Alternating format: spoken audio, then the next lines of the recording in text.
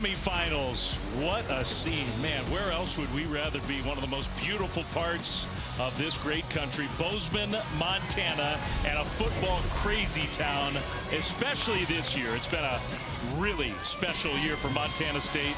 Undefeated, #1 ranked team in the country, one win away from a chance to play for a championship, and taking on South Dakota, the 4 seed. The run out here in Bozeman, unlike anywhere else. The rodeo team leads the Bobcats onto the field. North Dakota State, you just saw that moments ago, the #2 seed, powerhouse in FCS.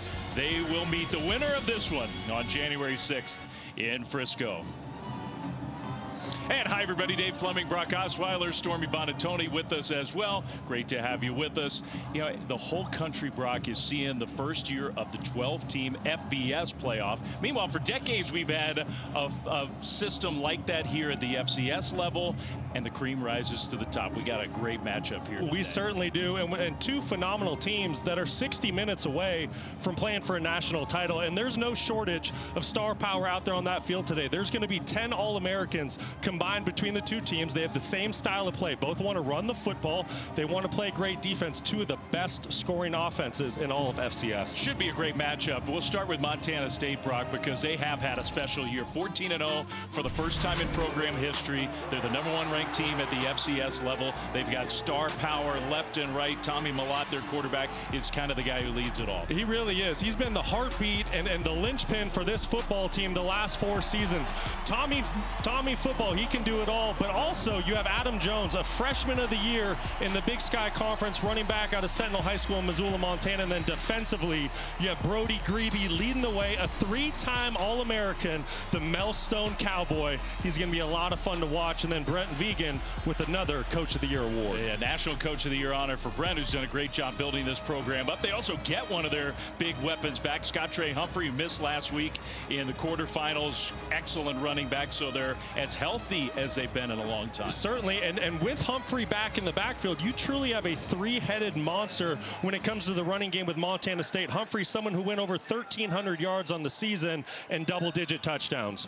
All right, meanwhile, South Dakota, look, the Coyotes, this has been a special year for them as well. They've never been in the semifinals at the FCS level, so it's a first-time game for them, and they lean on their running game. They certainly do. With the Coyotes, it all starts with Charles Pierre, an honorable mention All-American, and Travis Tice, who's just had a phenomenal career for the Coyotes, 39 career touchdowns, which is a school record. These two are going to have a lot of fun out there today. They're going to carry the load for South Dakota, and they're going to go against arguably their best test of the season with this Montana State defense. Yeah, the Coyotes, they're talented. They could pull off an upset. The guy who's going to try to prevent that, the head coach of the Bobcats, Brent Vegan, down with Stormy. Coach Vegan, just like your team, this South Dakota group has a dynamic run game. What have you guys prioritized to slow them down today? Well, we got to win the line of scrimmage both ways. You know, when teams want to run the ball, you want to stop the run. That's what wins games this time of year, and we got to be on it both ways. We got to find a way to run it. We got to find a way to stop it. Starting to feel the energy in this building, a spot in the title game on the line. What are you feeling right now? No, this is something. This, you know, our crowd here is amazing. This is what football, college football is all about. Can't wait to get it going. Good luck today. Thanks a lot. All right, thank you, Stormy. Thanks to Coach Vegan. And it is true, like this is the pure form of college football. A lot of kids who are playing their last football game of their careers. This storied senior class at Montana State, and even if the Bobcats advance, last chance to play in this stadium. South Dakota, same way. I mean, there's some players who can play at the next level in this game for sure. Bob Nielsen, the head coach, done an excellent job building the South Dakota program up to get to this point, but it's fun to be here. It certainly is, and for these kids and these coaches, this is as big as it gets. When you grow up in South Dakota, when you grow up in Montana in these small rural communities, these are the games that you dream about being a part of. So we're going to see the best from both of them. It's going to be an action-packed, physical football game that's truly going to come down to who wins the line of scrimmage. I think we're in for a good one. Spoken like a guy who grew up in the state of Montana. And that's exactly what Brock Osweiler did. These programs here, both of them so important to the people here who love football. And it is a great scene. A spot in the championship game is on the line. South Dakota won the toss. They deferred. So Montana State's going to get the ball first. And the kickoff was ugly. hooked out of bounds for a penalty, and that's going to give Montana State and their high-powered offense good starting field position to begin the game. Certainly, and with this Montana State offense, it all starts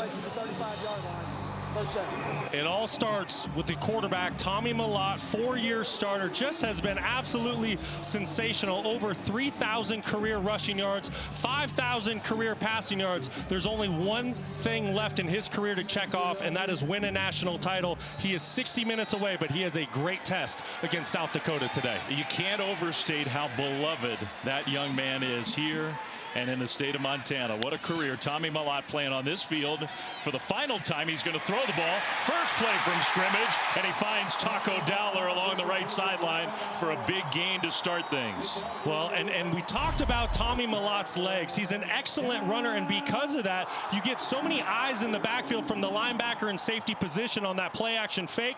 That's what allows Taco Dowler to get to the second level. Just a perfect start for the Bobcats. So already into South Dakota territory after one play from scrimmage. You got Humphrey in the backfield alongside Mellott, and they're going to give it to Humphrey, who showed some good bursts there. He looked pretty healthy. I know it was just 4, maybe 5 yards on first down, but he looked good. Well, and just a phenomenal start for this Montana State offensive line led by right guard Marcus Weir. You're going to see him on the right side. Watch how he just moves this defensive front with the double team with Cole Sane at the center position. That is something that Montana State has done all season long. In South Dakota, they're going to have to combat that big offensive front. So second down for the Bobcats. Alexander, the receiver, came in motion. Mellott's going to run, and Tommy Mellott will go into a slide short of a first down. And I think they do want Tommy. He's going to have full freedom to run as much as he can, but they like him to avoid those big hits if possible. 5th most passing yards, 4th most rush yards in a career. Same guy. Yeah, and like we said, his name's Tommy Touchdown for a reason. All he's done since taking over the starting quarterback position in the 2021 playoffs was win football games and score points. The only thing that's evaded him is a national title. He has an opportunity to get his team there today, but once again, he is facing a top 5 defense at the FCS level. So 3rd and 2, as you would expect for the undefeated #1 ranked Bobcats. Really good third down team. Mellott gets to the corner and gets the first down. And that's just pure speed. There wasn't a whole lot there, but got enough to get the first down.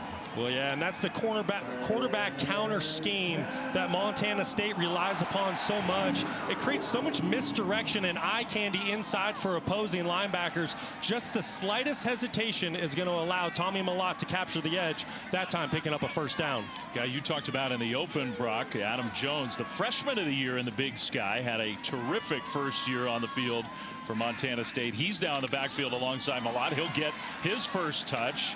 And got tackled right near the line of scrimmage, fell forward and got a yard. South Dakota, they do have some big guys up front. That was Mo Newsom. Their defensive line is formidable. Oh, the defensive line for South Dakota is fantastic, and they're really led by big number 90, Mykese Grace, who's the Defensive Player of the Year in the Missouri Valley Football Conference. He's at the bottom of your screen coming up here on the next play. He's a force to reckon with, and he's somebody that can wreck a game. The Cats need to know where he is at all times. South Dakota won a share of the Missouri Valley for the first time in their program's history. Play fake. Mellott looking downfield. End zone. And caught! Touchdown! Taco Dowler. Wide open, and Tommy Mellott finds him for the first points of the game. That touchdown pass, 34 yards.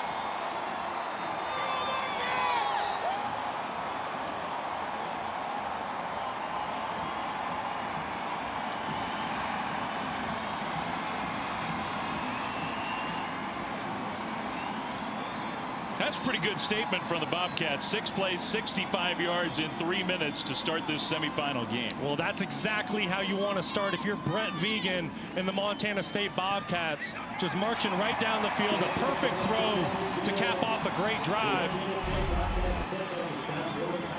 We're going to show you how that happened. You're going to catch South Dakota State in quarters coverage, and you're going to get the tight end to chew up the strong safety. And then you're going to get a big post outside by Taco Dowler, and just a perfect throw by Tommy Mellott to start the game here to allow Montana State to strike first. That's how you draw it up. And there is Look, Brock, you've been there as a player. There is pressure on this Montana State team to finish off what's been an amazing year, but you wouldn't know it looking at Tommy Mellott. He doesn't look like a guy who has the weight of the world on his shoulders. No, and that was a big question coming into this semifinal game is how do you handle your emotions early on? Do your anxieties get the best of you? Do you press? We didn't see any of that out of Montana State. What a great drive. And then Taco Dowler just completely beating Shahid Barros, somebody that might want to get some hands on Dowler at the line of scrimmage.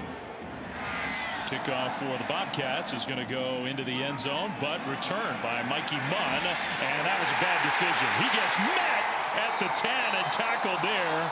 That was actually Keandre Jones-Logan who returned it for South Dakota. So as opposed to Montana State started with a great field position, won't be the case for the Yotes and their offense, which has had a really good year behind a quarterback that you like, Aiden Bauman. Yeah, I really do. I think he does a lot of things really well, in particular his decision-making, the timing that he throws with, and the accuracy. He's a quarterback that has thrown for multiple touchdowns in 5 consecutive games. He needs to be a difference maker today for the Coyotes. And it will be loud here inside Bobcat Stadium. There's Aiden. He's had a good career. 3rd year as a starter for this South Dakota program. Hands it off to one of the real leaders. That's Travis Tice, who just didn't have much room. Got a yard on 1st down. Well, and Travis Tice and Charles Pierre, the double-headed monster in the backfield for the Yotes, they're going to need to carry the load, and that's why they're running the football in the first play of the game. This is the comfortable spot for South Dakota. They like to set up their play-action pass with Bauman by pounding it inside between the tackles. Montana State there to make the tackle early on.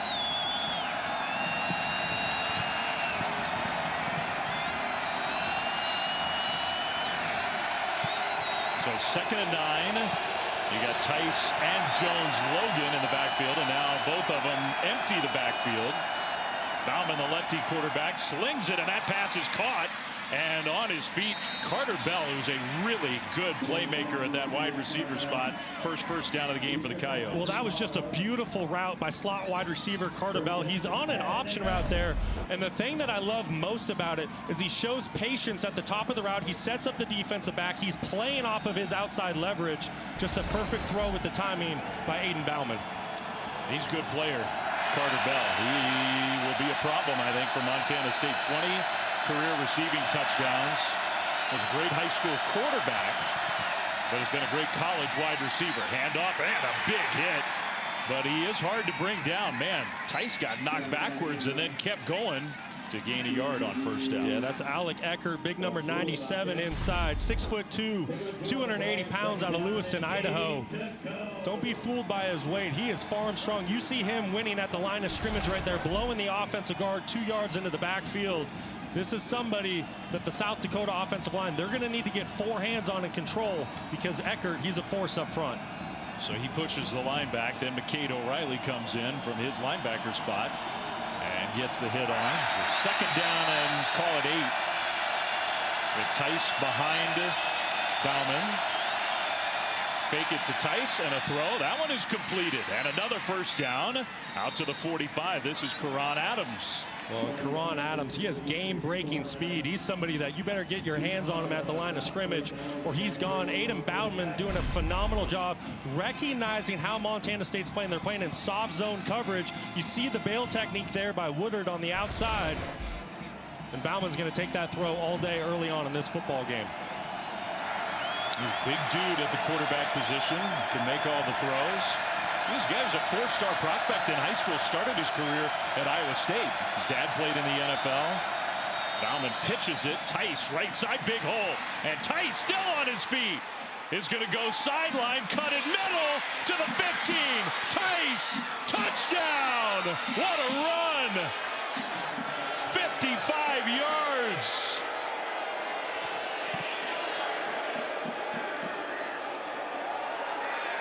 What an answer by the Coyotes. Not flinching for a second.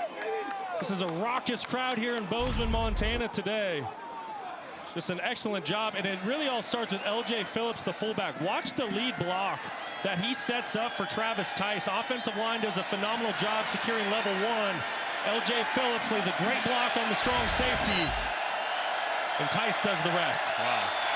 That was a terrific answer. Extra point is up and good from Will Leyland to tie this game. So if you thought the Yotes might be a little intimidated with the way the game started, I don't think so. No, there's no intimidation with South Dakota. They're here to play a ball game today, and what a great one we have. 7-7 here in Bozeman. All of his accomplishment, just had the longest run he's had all year. Travis Tice, his 19th rushing touchdown of the season. One more to tie an all-time South Dakota single-season record. And what an answer from the Yotes. Just a phenomenal season for Travis Tice. You talk to his offensive coordinator, Josh Davis, and head coach Bob Nielsen, and they say if there was a pitcher associated with the definition of a football player in the dictionary, it'd be Travis Tice, and you saw why on that last drive. It was the missing piece for this program. They had a good sort of defensive identity, a lot of solid football on that side of the ball. They had to get the offense better, and they've done it. Touchback. So the Montana State offense will come on the field here for their second drive. Tied up 7-7. Still early in this one, first quarter, with a spot in the FCS championship game on the line. The winner of this game will play North Dakota State January 6th on the neutral site field in Frisco, Texas, where Tommy Mellott played against North Dakota State as a freshman, hoping to get back there and get one more crack at the Bison. He did, and don't forget, the Bison knocked Montana State out of the playoffs last year in the quarterfinals. It was a 1-point loss for Montana State, so you know they want some redemption on North Dakota State. I think as intimidating as that North Dakota State program can be, Mellott keeps it, and Mellott avoided the big hit and got a few yards on first down. As intimidating as that program can be, I think Bobcats fans, they were rooting for North Dakota State to be in that championship game, hoping that they'll have a chance to get them. Well, certainly, and that's what you want as an athlete, right? If someone gets the best of you, you want another shot at them. You don't want to go. It's like anything in life. Hey, let me have another game. Give me another try. You know, Tommy Mellott and the rest of this program, they want a shot at the Bison. That's Dowler at the touchdown catch in motion. Humphrey, the running back. And Humphrey, there was a hole, got kind of knocked off balance. Otherwise, that had a chance to be a big gain. He gets 6 to set up 3rd and short. This is exactly where Montana State wants to live. They're having success on 1st and 2nd down running the football. And now here on 3rd and short, you don't have to put the football in the air if you don't want to. And with Tommy Mellott and the threat that he has to run the football, South Dakota, they have to play 11 on 11. So this makes it a very difficult situation for the Coyotes. Be anxious to see what Montana State goes with here. You saw the double tight ends move to the right side. You got Adam Jones, the freshman running back, and they're going to give it on a jet sweep. And South Dakota saw that coming. Man, that play goes backwards. Ty McCullough just had nowhere to go.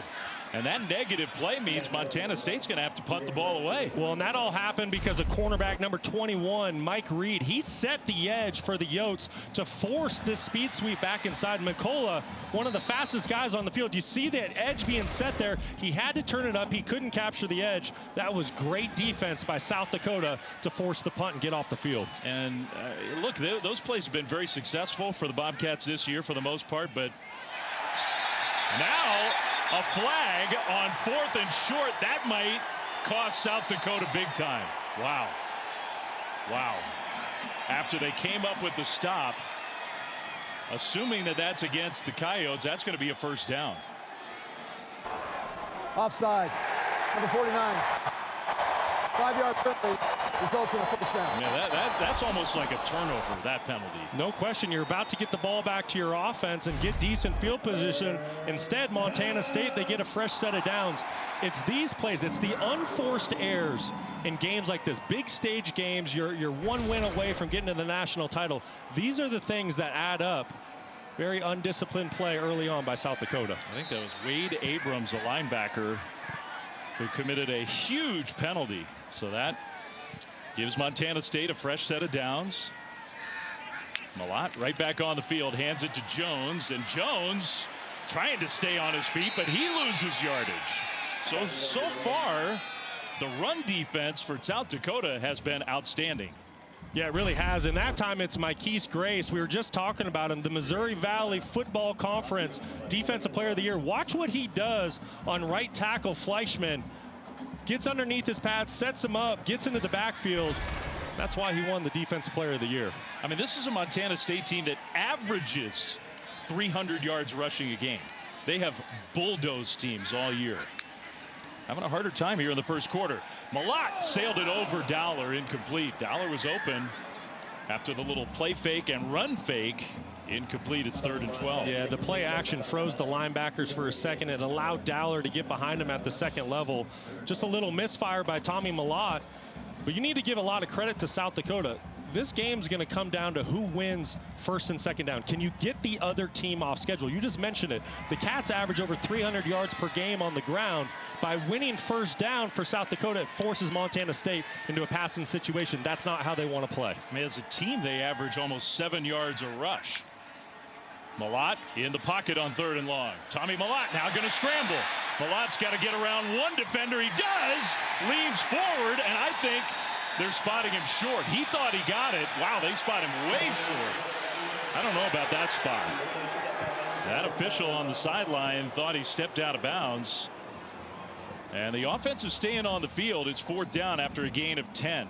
I say the offense is. The punter comes out. Yeah, I thought Brent Vigen might go for this one. But the fact that it looks like about a full 2 yards short early on in the football game, you want to play field position. Probably a smart call by Coach Vigen. But how about the effort by Tommy Malott, almost picking up that 3rd and extra long? It was hard to tell, but I guess maybe his foot was out of bounds. I don't know, though. Punt, meanwhile, sails into the end zone for a touchback. So the penalty against South Dakota could have been huge. Instead, their defense holds up, and they get the ball back in the first quarter here in Bozeman, tied at 7. This football, what we used to call Division I AA. Maybe the greatest of all time would be that Marshall team, just because of the one guy. Randy Moss was incredible. How about App State? They won 3 consecutive FCS championships. They had that iconic win at the Big House. North Dakota State recently, the dynasty. Trey Lance was the leader of that 2019 championship team. Last couple of years, it's been South Dakota State, the Jackrabbits, with back-to-back titles. They will not have a chance for a three-peat this year. They lost earlier today in the first semifinal game.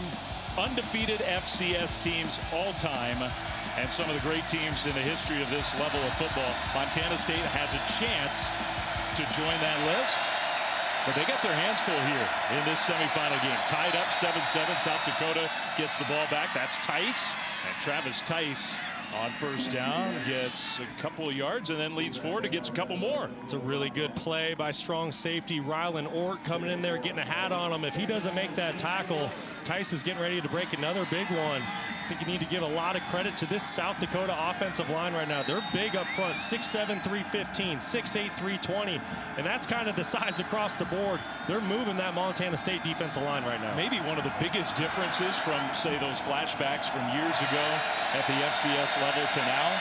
There's some big dudes up front on both sides of the ball. Now a direct snap to Tice, who runs into a wall.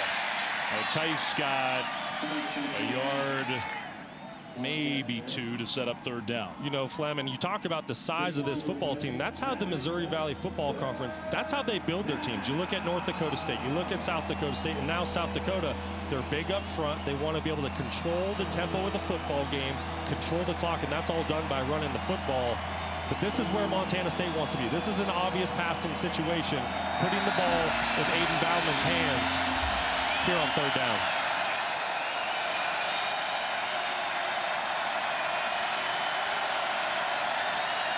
Play clock winding down, and then they move. The right tackle, Bryce Henderson, jumped. It is loud here. Ball start, number 55, offense, 5-yard penalty. Repeat 3rd down. It may not be Happy Valley, the scene we saw earlier today at the FBS level, but 18,000 strong are making noise. Well, that's right. Just under 20,000 fans here in Bozeman, Montana. One of the best environments in all of FCS football. And they're going to play a factor in this game. You see it right there. There's a big difference between 3rd and 4 and 3rd and 9 as a play caller and a quarterback. Now, the Montana State defensive line, they get a tee off here on 3rd down. Keep an eye at the bottom of your screen, number 41, Brody Grebe. Excellent pass rusher, got into the pocket. The throw knocked away. Intended for Javion Phelps, who had a little opening. It wasn't a bad throw, but John Johnson, really good play on the ball. It's 4th down. Yeah, that's right, Flem. Bauman put that football exactly where the quarterback needed to do, but just phenomenal defense outside by John Johnson, getting a hand in there late. Like I said, Bauman, he's going to throw on time. He's accurate. That ball's exactly where it needed to be, but great coverage by Johnson, getting the football back for his offense and forcing the punt. Tyler Ebel, the punter, with a very dangerous return man, Taco Dowler, standing back around the Montana State 30. Short punt, very short. Dowler makes a running catch. No fair catch signal. Then gets knocked out of bounds in South Dakota territory. So that was a good play by him to run up and catch that one. The Bobcats have the ball when we come back. Montana State, he and the offense coming back on the field. What a storied career and life as an athlete in this state. Tommy grew up in Butte, maybe the most famous Butte native since Evel Knievel. Started off, his mom told us, as a wrestler, then began to play pee-wee football. Look at the scenery in Butte. Probably like what you had when you were a kid growing up playing football in this state. He was an all-state football player, basketball player, track and field athlete. Stayed close to home to play for the Bobcats. He's had an amazing career. One of the all-time greats. Trying to get back to the FCS championship game and have a crack at his first national title. Tie game 7-7, 3:50 to go first quarter. And he will not find one person, even Grizzlies fans in this state, who will say a bad word about Tommy Millard. He's a great student. He's a 4.0 student. He's an engineering grad. He's an all-American kid out of Butte, America. There's not enough great things you can say about him. His intangibles and leadership is just off the charts. I talked to his high school coach this week, Ari Gray. He said by far the hardest worker he's ever been around. He used to show up at his house at 8 o'clock at night when he was in high school and say, hey, can I get the keys to the weight room? I want to go get a workout. I mean, just like I said, the intangibles, the leadership, the work ethic, he means everything to this Montana State football program. 2nd down and 5 for Malott, who's going to hand it off. They're going to pitch it back and then throw it back to Malott. Looking downfield, he'll dump it short, and that's McCullough who pitched it back to Malott and then caught the pass. So they were looking for the big play. That was well covered. They'll take the first down. Yeah, and you got to give a lot of credit to the Yotes and their secondary. They did a great job of covering downfield.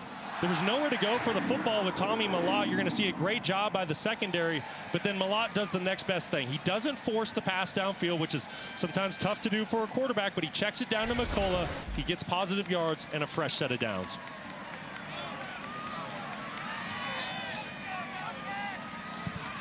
So Tommy Malott, 1st and 10 Bobcats inside the South Dakota 35. Humphrey in the backfield.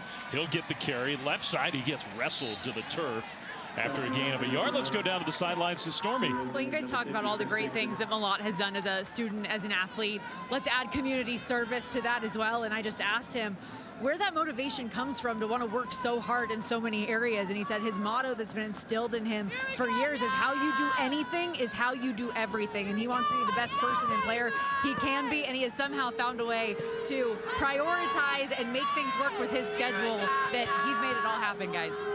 That is a busy young man. He'll play fake it and throw on the run. What a pass. Dowler with the catch inside the 5. Taco Dowler. He's been a weapon early in this game. That one 28 yards. Well, that's just great recognition and accuracy by Tommy Malott. He has an option to keep the football and run for it. But Taco Dowler slips into the 2nd level. Once again, if you do not get hands on Taco Dowler at the line of scrimmage, he is going to make you pay. He's elusive. He has phenomenal speed. He's an honorable mention All-American when it comes to an all-purpose player at the FCS level. Great throw and catch by the Cats. Taco's already got 3 catches, 83 yards, has that touchdown. It's 1st and goal Bobcats from right around the 5. Play clock down to 2, down to 1. They get it snapped. Malott, play fake. He's going to throw over the top and knocked away, incomplete. Intended for the tight end Ryan Lonergan. JoJo Gaines, good defense there. It's 2nd and goal. Yeah, that was really great coverage by Gaines. The tight end Lonergan, he had a step on Gaines, but you're going to see a late hand get in there. Perfect timing. Great play by the Yotes. Force second and goal. You know, it's telling us a little something, I think, about what the Bobcats feel about the South Dakota defense, that they're not just running the ball. South Dakota's making it tough on the best running team in the country to move it on the ground. Yeah, they proved that early on. First and second down, it has not been an easy go for Montana State to run to the football, which is why they're trying to work those second level passes. You got Jones in the backfield. Malott fakes it. Tommy Malott cuts. End zone touchdown. That's why they call him Touchdown Tommy. From 5 yards out to put Montana State back ahead.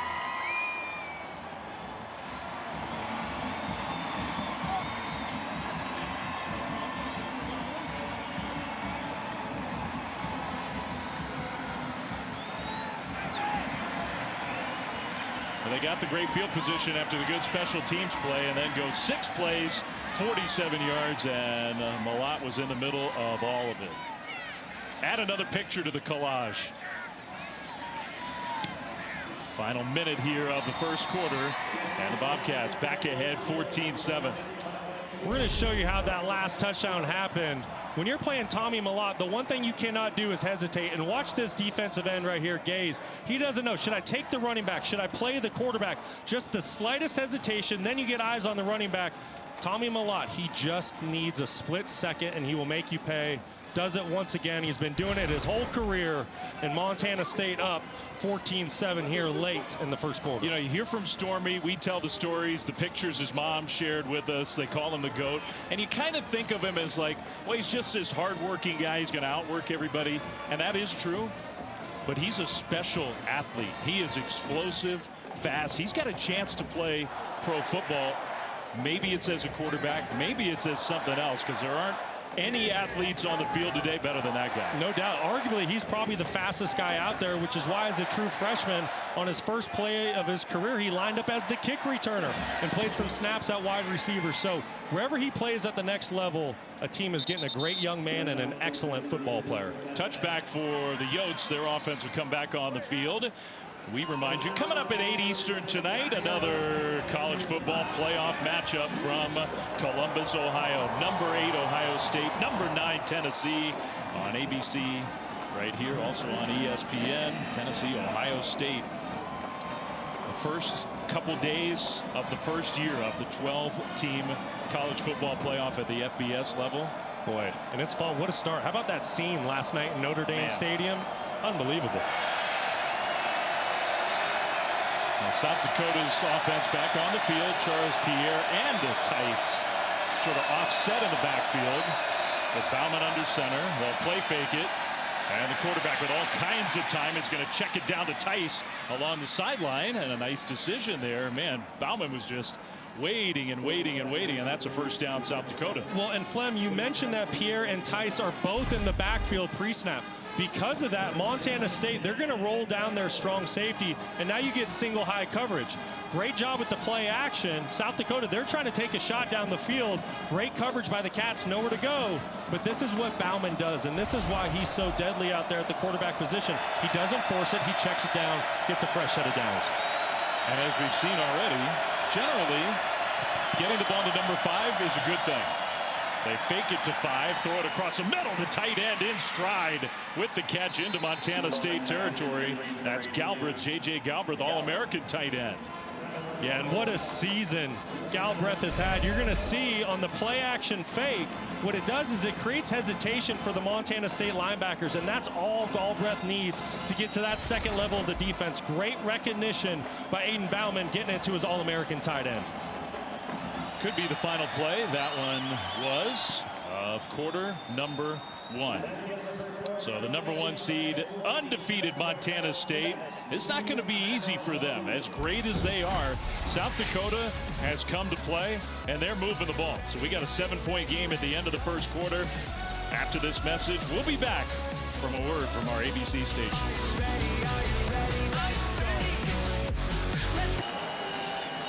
All right, back.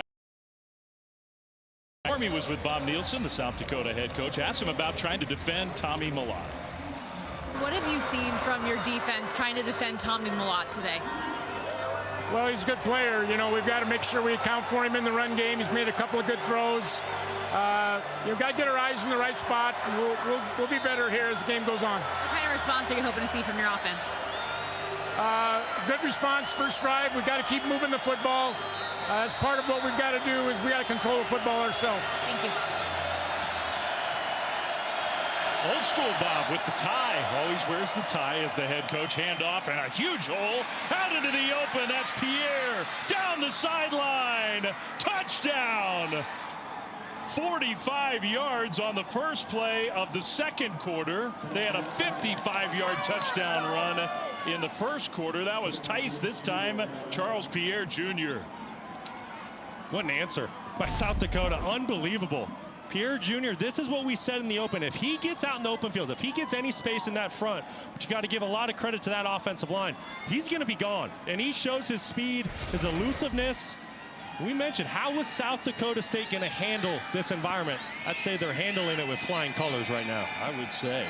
Rylan Ort was the one guy who kind of had a chance there, and Pierre just too fast broke the tackle, and he was gone. Extra point up and good to tie this game.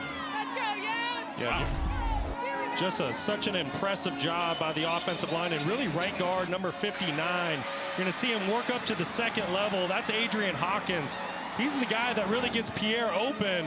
And like you said, Flem, Rylan Ort, he was there to make the tackle, and he's been a sure-handed guy to get people to the ground this year. Over 70 tackles from that safety position on the season. But Pierre makes a miss. We have a ball game here in Bozeman. No kidding. I mean, South Dakota is moving the ball. They've got 170 total yards, and they've thrown the ball effectively, but they're already over 100 yards rushing. They've managed to slow Montana State's run game down, relatively speaking.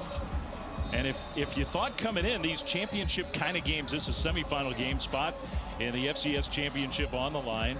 If you sort of believe, hey, these games come down to play at the line of scrimmage, right now, I think South Dakota's winning that battle. Absolutely, and we said that in the open. Whoever wins the line of scrimmage between the offense and defensive line, that's going to be the team that has the upper hand. Right now, South Dakota completely in control of the front, and they're here to play. Ontario Latin Henley will return this kickoff, and he'll get to the 25, knocked ahead at the 26-yard line. I mean, they are an upstart program, South Dakota. They've never played in the FCS semifinals before this year. First time in program history. Co-champions of the Missouri Valley, that ultra-tough conference with North Dakota State, South Dakota State. They beat NDSU on November 23rd. First win against a #1 ranked team in more than a decade. Huge win. They got them a share of that conference championship. And now they're one win away from meeting the Bison again for the FCS title. It's just been an historic year for the Yotes. Yeah, Bob Nielsen and his entire staff, they've just done a phenomenal job building this program over the last 9 years. Jones gets knocked out of bounds. Adam Jones with a nice gain on first down. Dennis Shorter knocked him out. 6 yards on first for the Bobcats. You know, we talked with Bob Nielsen this week, and he said, you know, yes, it has been a process over the last 9 seasons. I feel like we've played great defense the last couple of years, but we needed to get more explosive on offense. He went out and got offensive coordinator Josh Davis, and that's exactly what the Yotes are. They are very explosive. 2nd down and 4. That's Taco Dowler who goes in motion. Malott fakes it. And Malott throws on the run. Nice delivery there. Pass complete to Lanyata Alexander Jr. for a Montana State first down. Yeah, that's a really good job of Malott, just taking what the defense gives him, taking the one-on-one outside with Alexander. Alexander doing a great job on the deep comeback. He's selling the go ball, and he sits down on his route, comes back to his quarterback. Great throw and a catch to get a fresh set of down for the Cats. And Malott slinging it around so far in this first half. Tie game.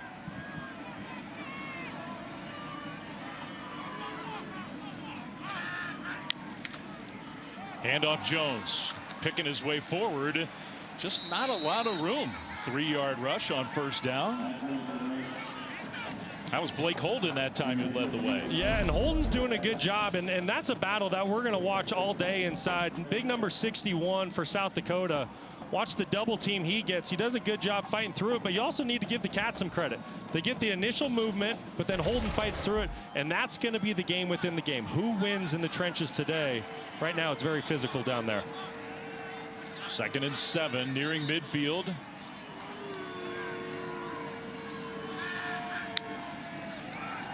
Malott rolls left, quick hitter, and a nice delivery to McCullough again, who goes out of bounds, I think, about a yard short of a first down. So he didn't quite get there. It'll be 3rd and 1. Yeah, and that's Shahid Barros, number 4 in coverage on McCullough. He's just playing so soft out there to the field.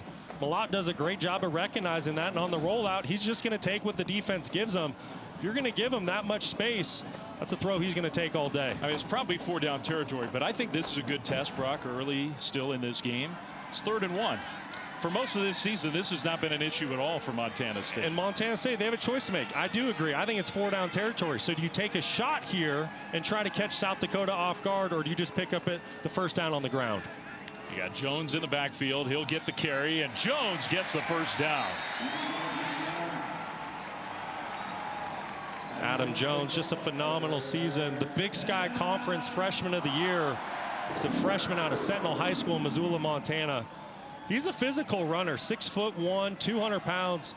I tell you what, he's been a lot of fun studying this week. He puts his foot in the ground, he gets downhill, he plays with great pad level, and you see the year that he had, over 1,000 yards and 14 touchdowns. Another in-state kid from Missoula. They have so many Montanans on this roster. It's a huge, huge point of pride. They got 47 in-state kids playing for the #1 ranked team. Malott, and tipped up, almost intercepted. Almost intercepted. Trying to hit his receiver across the middle. Incomplete. Yeah, that's the tight end, Rohan Jones, 6'3", 235 pounds. Finally back in the lineup. He's missed the previous 2 games due to injury, and he's a big target, but that football just a little bit too far out in front of Jones. Tommy Malott, lucky that one wasn't intercepted. And Gaines was there. He came close to a great interception. Instead, it's 2nd and 10. Scott Trey Humphrey back in the backfield now. Humphrey gets the carry. Straight ahead run. Humphrey down inside the 35. And you can see the head coach, man. I think he's a little agitated at the end of that run. He was pumping his fist. He wants to see that physical play. Keep an eye on left guard Mestel here. Watch what he does when this football snap. Goes to work on the double team, getting up to the 2nd level. Just a phenomenal job by that Montana State offensive line to make this a 3rd and short. Now, that was pretty fiery from a fairly even-keeled head coach, Brent Vigen. I think he's noticing what we have. They're not winning that battle up front on a lot of these plays, and they're not used to that. 3rd and 2. Malott faked it. Tommy Malott takes a hit and gets the first down. Hops up, no problem. 1st and 10 Bobcats. Well, and it's just a double-edged sword for South Dakota. What do? Do you play the quarterback? Do you play the running back? You also have a tight end slicing out of there, pulling a defender you see with number 8. There's just so much eye candy and motion and things like that that this offense presents under Tyler Walker.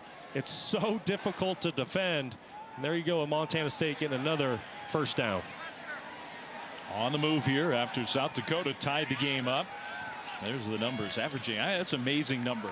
307 yards rushing per game. A team that also throws it. It's not like they're an option team. Adam Jones bounces it. Breaking tackles left side inside the 20. Jones with a first down. That's a great job by Jones. Because once again, defensive tackle inside, Blake Holden. He's making his presence felt. You're going to see him beat a double team here, and he's ready to make a tackle in the backfield. Jones makes a miss, gets to the perimeter. The rest is history, and this is what Jones can do. Like I said, he's big, he's strong, he's a physical runner. He's tough to bring down. It's a great job by the Bobcats getting a fresh set of downs. Has a chance to have a great career. He's got 3 more years with Montana State after a terrific freshman year. He's on the sideline. Got up a little slowly after that tackle. Humphrey back in there. Humphrey with the carry. Maybe ran into his own guy on first down. Marquise Grace, though, Mikey's Grace, he's playing a good first half. Grace and Holden. You know, we just keep saying the same names up front for South Dakota. And that's what they do. Holden, he's the leader of the unit. He recognizes formations and fronts, and he gets the defense lined up for the Yotes. And there's Mikese Grace, big number 90 and 61, playing really well early on in this football game. Back here in the red zone, Montana State, including Malot's rush from earlier in this game, 38 red zone rushing touchdowns this year. That's a lot. Jones back in, and they'll fake it to him. Malott looking end zone. Malott now going to scramble. Malott, penalty flag. He leaps and hits the turf at about the 2. Wow, he tried to go Superman, came up short. There is a penalty flag in the secondary. If the play stands, it's 1st and goal. And Montana State believes it's against South Dakota. What an effort by Malott. Wow. Are you kidding me? You don't think he wants this game? Get his team back to the national title?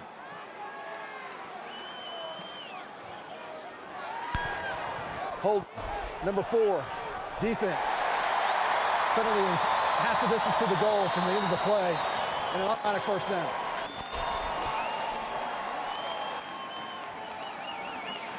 So the penalty against the Coyotes means it's 1st and goal from about the 1. Yeah, and that's on Shahid Barros, number 4. The Cats, they've been going at him early and often.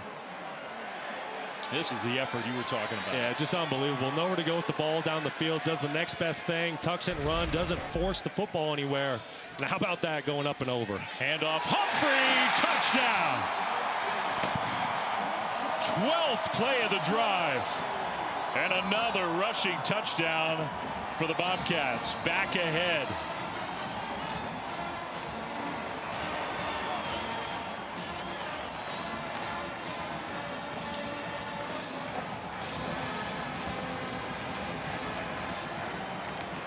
Starting to look like we're in for a bit of a shootout, Flem. I believe points are going to need to be scored. Wow. Both these offenses here to play. You see the battle on the interior between the offense and defensive line.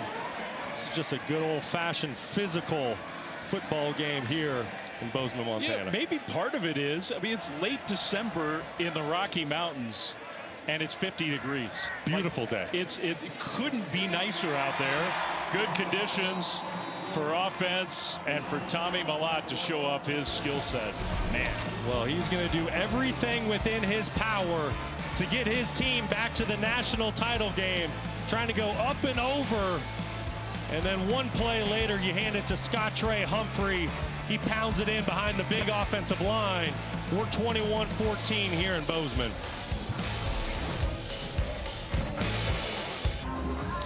Well, Montana State's running the ball until that last drive. 54 yards of their 74 on the drive. Back in the end zone and back in front, the number 1 seed, undefeated Montana State, with a 21-14 lead over South Dakota. Dave Fleming, Brock Osweiler, Stormy Bonatoni. It's great to be in Bozeman. It certainly is. What a beautiful day for football. 2 great football teams, sold out stadium, just under 20,000. Just an incredible environment for this semifinal. Kickoff into the end zone for a touchback. And now our favorite thing to do, right back to a commercial break. We'll be back right after this. Well, when you come to the state of there's going to be some rodeo, right? No doubt about it. And Montana State, look at this, 9-time rodeo national champions here out of Bozeman. I love it. I could watch that all day long. You said you were going to do some bull riding while you were up here. Did you hop on one yesterday? Yeah, we just ran out of time. We were too busy. Otherwise, yeah. And then, of course, they're a part of the football program, right? They run the team on the field for all the home games. We saw it before this semifinal game. They got the corral over there. Just a big part of the scene.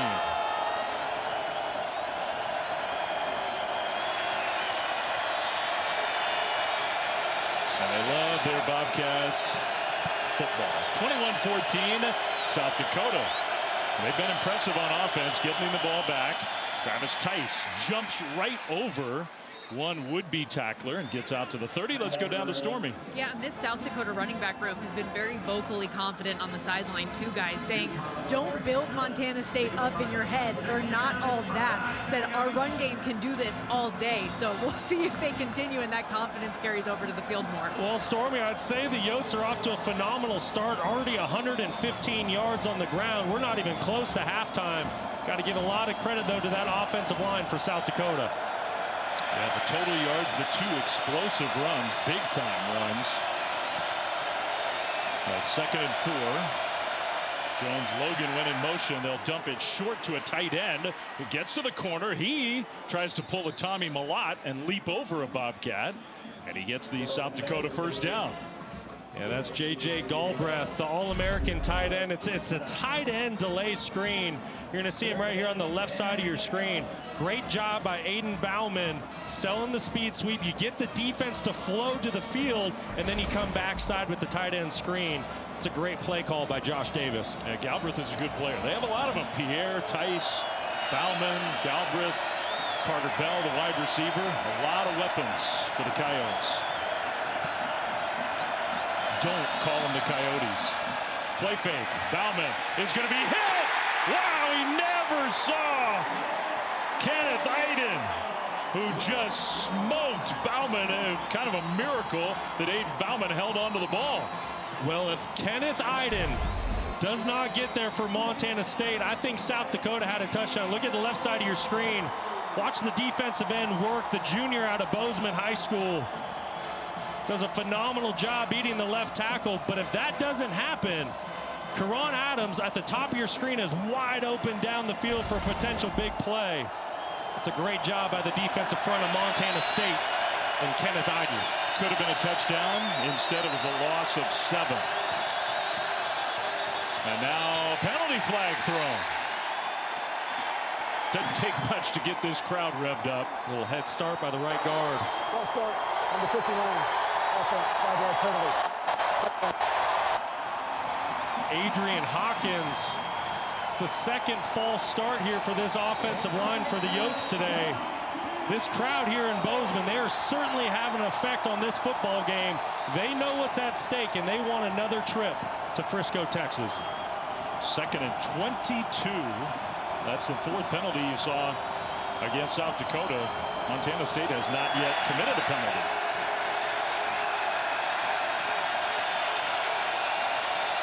This is where Bauman needs to be smart with the football. Play fake to Tice. He's going to throw it short to Tice. And Tice will get across the 30. Upended at about the 34. So we got 5 or 6 yards. It'll be 3rd and long. Yeah, that was a good decision by Bauman. Nowhere to go with the football downfield. Don't force it. Don't give this crowd any more juice. It is standing room only. Nobody has sat down since this football game has kicked off. Like I said, the crowd's presence is being felt. Here's a 3rd and extra long. This is a moment where you need to be smart. It's early in the football game. Be willing to play the field position game early.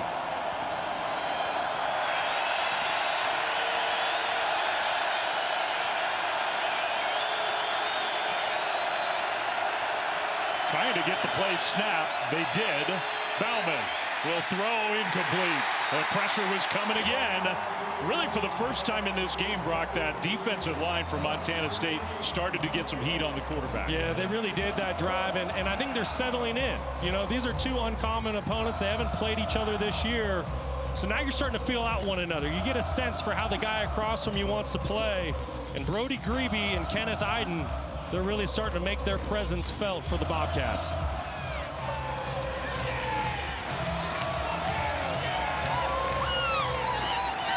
So with 5 minutes to go in the first half, Montana State is going to get the ball back. And Dowler, the dangerous punt return man, this time fair catch signal at about the 25. That's where the Bobcats will have the ball. 5:11 to go until halftime here in Bozeman.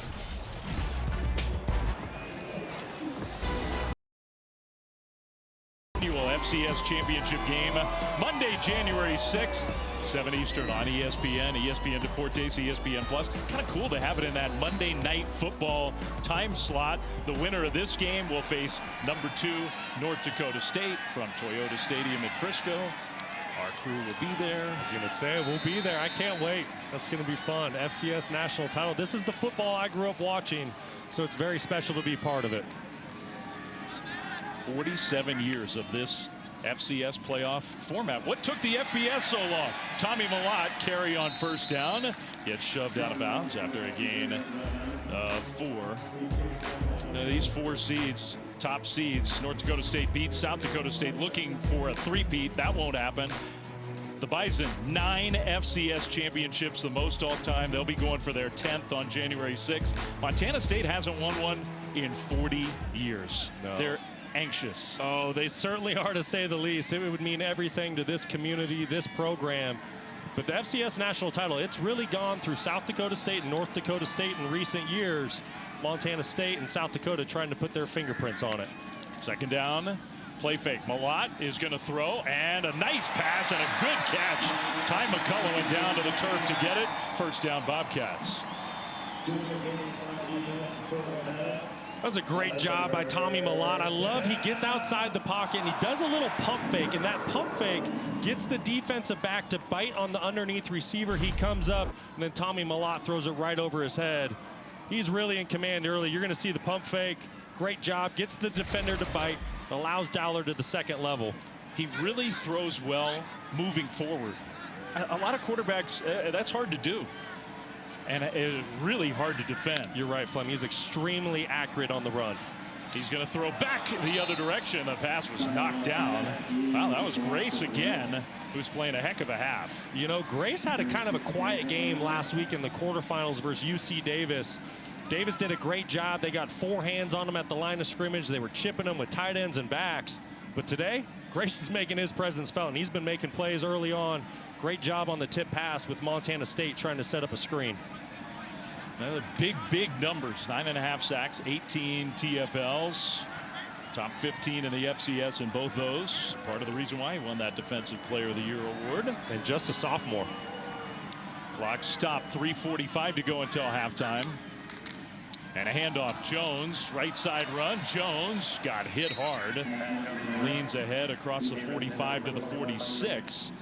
And this will be a big play coming up. Third down and medium. Bobcats have ideas, I'm sure, about taking this all the way to halftime. South Dakota could get a stop and get the ball back. Well, and that's huge, because don't forget, South Dakota gets the opening kick in the third quarter. So this is pivotal. Montana State, they want to finish the half with the football in their hands, getting points. That's a big play. Empty backfield for Mellott.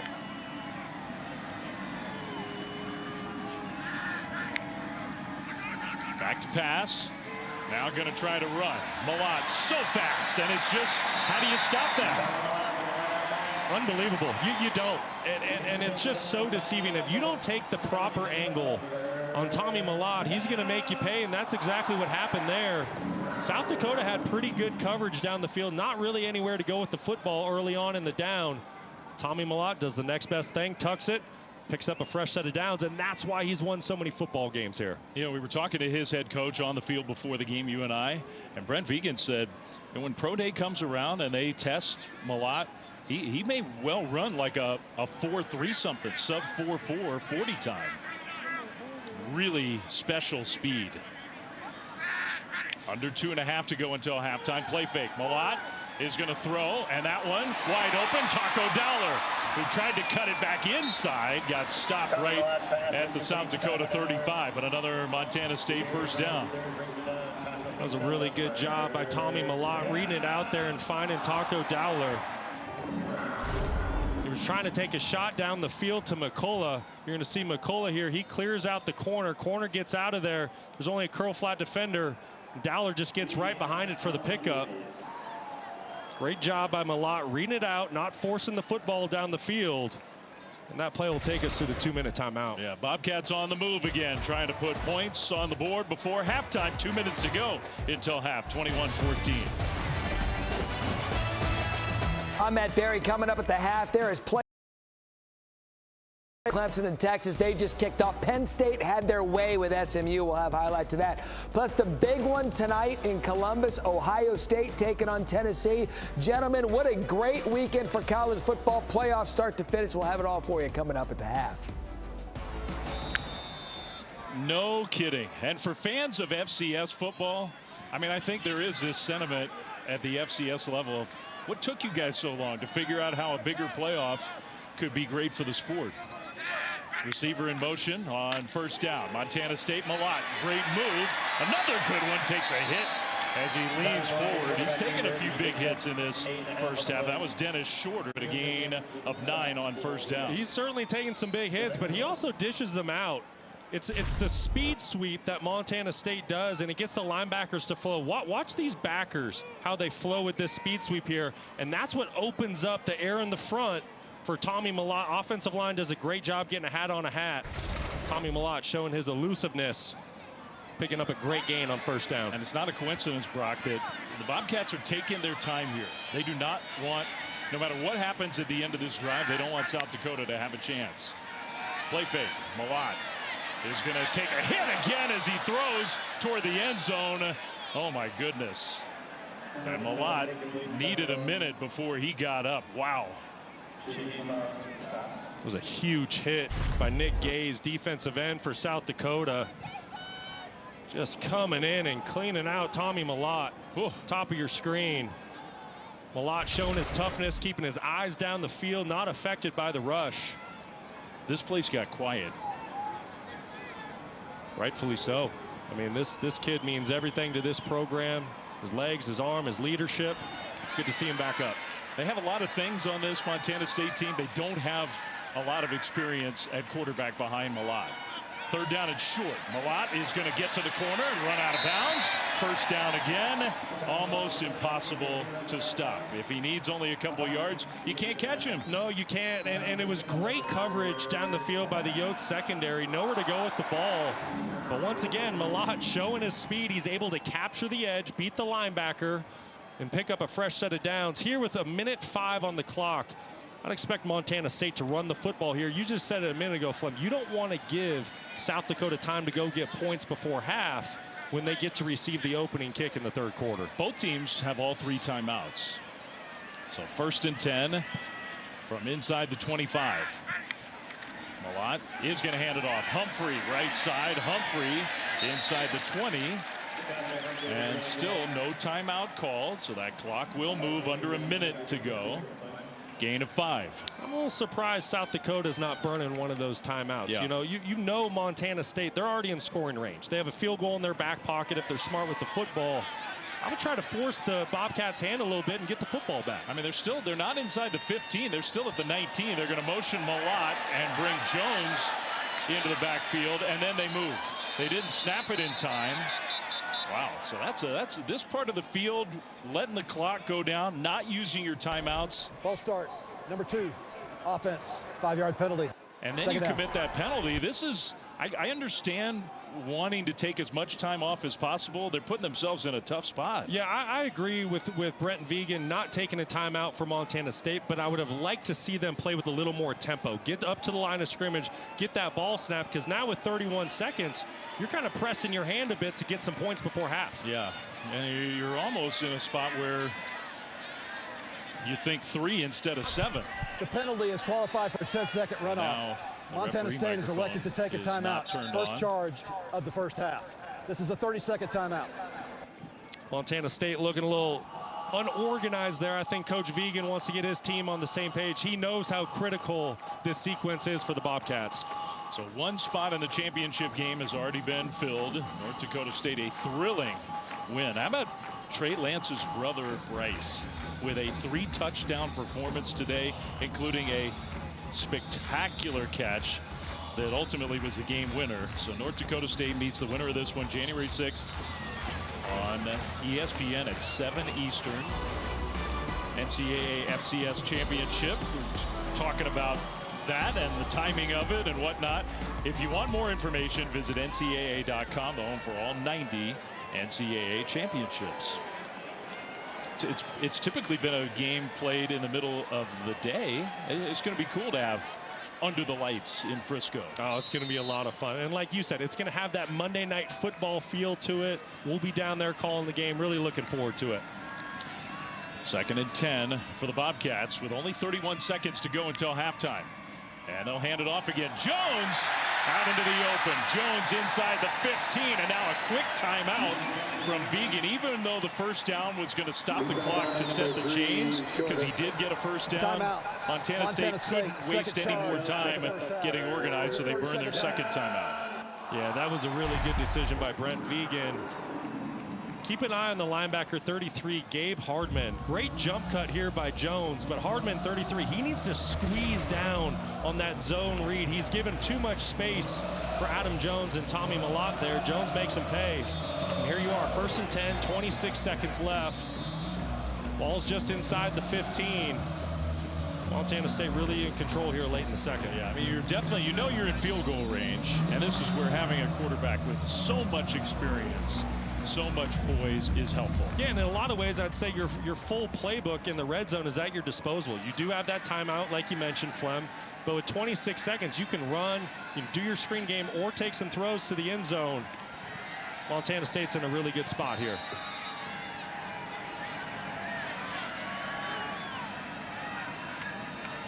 Keep an eye on the slot. 14, Taco Dowler going in motion. He's had a huge first half.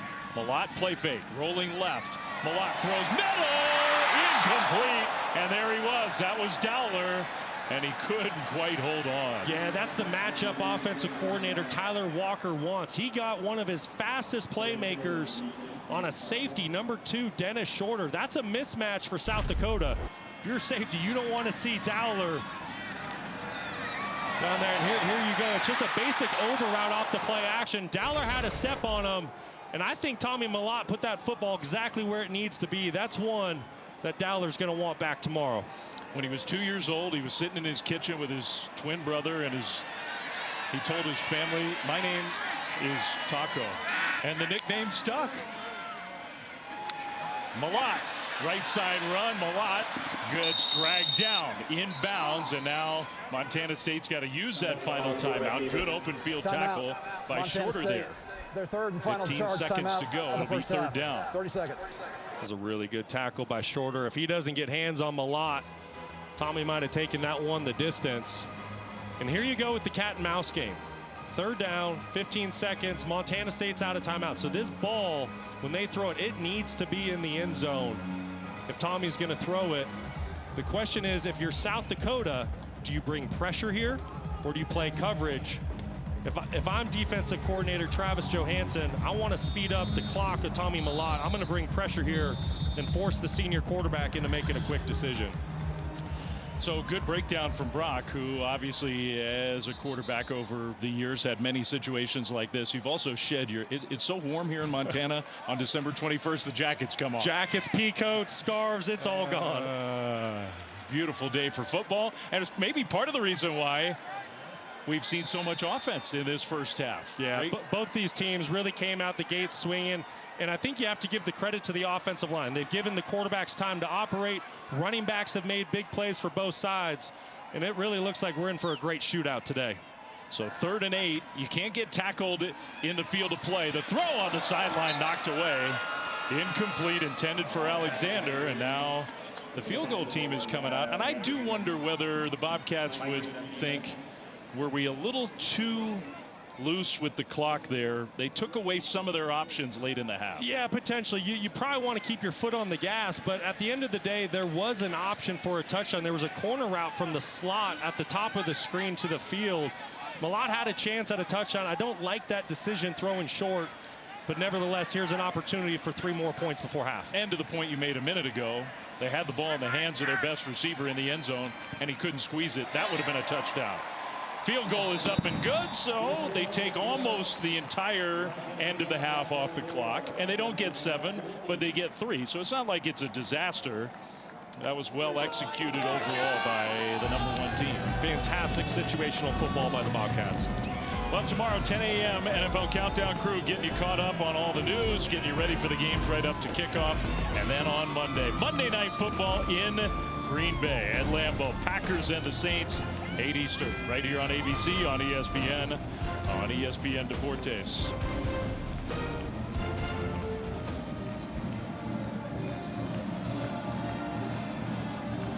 (24-14) with 8 seconds to go until halftime for Tommy Mellott and company.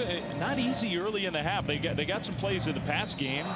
I think one of the main things for Montana State is they did, as the half went on, they got the run game going. Yeah, certainly. In the second quarter, they really took control of the football game. And look at the time of possession. 20 minutes compared to a little over 9. You said it, Flem. That you know, second quarter and tail end of the first quarter, Montana State, that offensive line, they really took things over. And that's the ball control that they want to play with. I'm assuming that South Dakota is just going to take a knee here after the touchback and go into the locker room. There are positives for the Coyotes with the way they played in the first half. Oh, tons of positives, lots of things to build upon. The question is, both these teams are going to go into the locker room. Who makes adjustments to slow down the other team's run game and force these quarterbacks to beat you? So there's the knee, and the final seconds will tick off the clock. #1, undefeated Montana State. Now just 30 minutes away from a chance to play for an FCS championship. It's 24-14. That's our halftime score. Tommy Mellott, no surprise, played brilliantly. A touchdown throwing, a touchdown running for touchdown Tommy. He and the Bobcats lead. We'll get you to the studio after this message and a word from our ABC stations. These FCS today saw the first one, North Dakota State, now Taco Dollar. Montana State, they are up on South Dakota in this one, 24-14. But that welcome in Rini Angolia and Matt Berry alongside. We'll get to that in a minute. We'll talk about the early one I just mentioned a second ago. North Dakota State, South Dakota State, Bison, Cam Miller to Bryce Lance. Yeah, great throw there in stride, and boy, what a day did Bryce Lance have. Trey's brother, and North Dakota State star in his own right, 21-14. Mark Gronowski here to Graham Goring, 14 yards. South Dakota State ties it at 21. This was the difference, though. Watch Lance in the corner of the end zone. Yeah, 6 receptions, 125 yards, 3 touchdowns, including that one, the game winner. They reviewed it. It was initially called incomplete, player out of bounds, but they made the right call. And in the end, 4th and 17 after a holding penalty, defense is too much. Yeah, North Dakota State, pinning their ears back, getting to Gronowski for the sack. 28-21, they advance to the FCS championship game. I said a minute ago, Rini Angolia, Matt Berry with you. Happy college football playoff Saturday. Doesn't matter what division you like, FBS or FCS, you have playoff football to watch. The FCS is good. You talk about a high-scoring game. Montana State, we knew both of these teams could score points. Perhaps a little bit clock mismanagement at the end of the first half. Yeah, for both teams, I think, you know, both could have used some timeouts. South Dakota got their running game going early. I think it took a quarter for Montana State. That second quarter, much better. Get the field goal at the end, which puts them up by 2 scores, which is big going in the second half. A lot of points. We expect a lot of the same in the second half. Interesting, though, with the 2-for-1 for Montana State. They'll get the ball back, see if they can't take advantage of that. Speaking of taking advantage of home field advantage, that happened today. Clemson and Texas early on. Texas having to run around with Cade Klubnik here to Antonio Williams. What a great drive for the Tigers' first 22-yard touchdown. Took half the quarter off the clock and then took what Texas gave you. Didn't try to force the ball down the field. Took those intermediate throws. And I mean, that's it. Great 6-7 yards a pop, and then Texas responds on their own. What a drive for them. Well, we know Clemson, one of their bugaboos this year is stopping the run, and Texas kind of got that push to that offensive line and just went right down the field. Yeah, Wisner takes it in to tie it up at 7 apiece. And then just moments ago, we talked about Clemson's rush defense coming into this game. Probably not their best side of the ball. Jaden Blue takes advantage. And look at his speed. He turns this corner, and the Jets are on. 25 yards for the touchdown for Jaden Blue. 14-7 Texas It's Clemson trying to find a way to move the ball. They had a big run a moment ago, but they are down 14-7 in Austin. I was talking about home field advantage in the playoffs. Yeah, this is it. This is the whiteout. It gets no more home field advantage than this. It was a bad day for SMU, notably their quarterback, Kevin Jennings. The moment was really big for Kevin Jennings. It was bitterly cold, and it was not a good day for him. That was one interception, pick 6, 7-0 lead. Dominic DeLuca did it.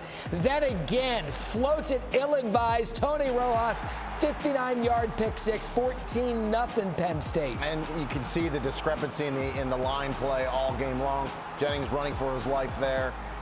Throws that pick 6, just not good. Penn State's defense was their best offense. And then Katron Allen, after the third interception, takes it in. It's 21-0, 38-10 the final, beatdown fashion. Pony Express was derailed early today. They couldn't get out of their own way.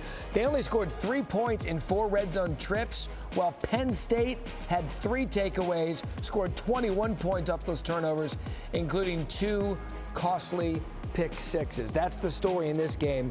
Turnovers as Penn State advances to play Boise State and the Verbo Fiesta Bowl. Still ahead. The big one in Columbus, Tennessee and Ohio State. Can the Buckeyes get that Michigan taste out of their mouth tonight?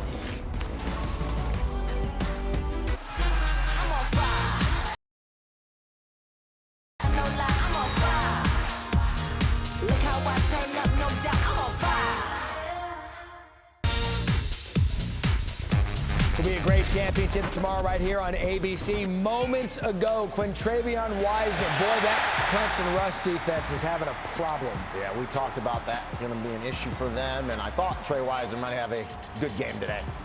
In no world are we getting 3 blowouts in our 3. It's just not going to happen.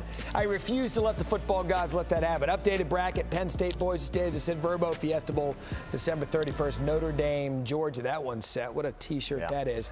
Arizona State awaiting the winner of Clemson, Texas. And then the nightcap, Tennessee, Ohio State. That's a big one for several reasons. One, Ohio State coming back home, first time in 3 weeks since the Michigan loss.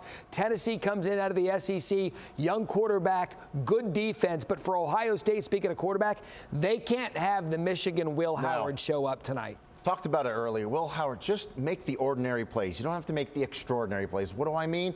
Get it out of your hands, protect it. You have a ton of skill players that surround you. Let them make their plays. Get him the ball in space, and you'll be fine. And he's got the weapon. Yeah. He's got Emeka Buka, Jeremiah Smith. Junkins, Henderson. He's got the best skill position players in the country. Can Will Howard take advantage tonight? On the other side, Nico Iamaleava, young quarterback, fine Deontay Thornton, and things could be fine. 26 yards a catch. He's a big play threat.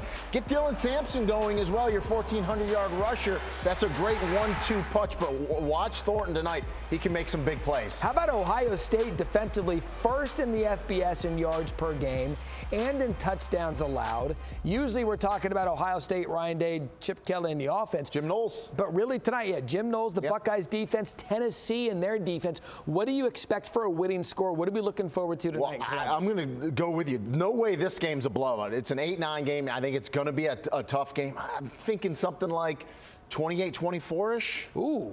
I mean, that's points. A little more points. Maybe 17-14 for the defensive crowd. We just promoted the defense. I think maybe a couple defensive touchdowns in the game. We'll see. We saw that at Penn State. They had 2 pick 6s before you get your coffee out of the way.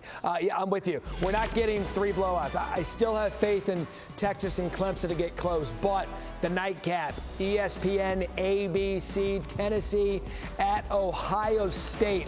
What a first-round matchup that is as we continue here at FCS Semifinals Saturday. Look, I'll make the argument Saturday is special, but that's what made last night at Notre Dame even more special. The first 12-team college football playoff game and the first home game at Notre Dame in program history. Avery will watch there the interception of Curtis Rourke. And then Jeremiah Love's got that love and feeling for 98 yards. You know, he turned the corner and I thought, okay, he's going to get caught. And then I was like, oh, no, he is not. Track kid. And it showed. And that really, it was only 7-0 at that point.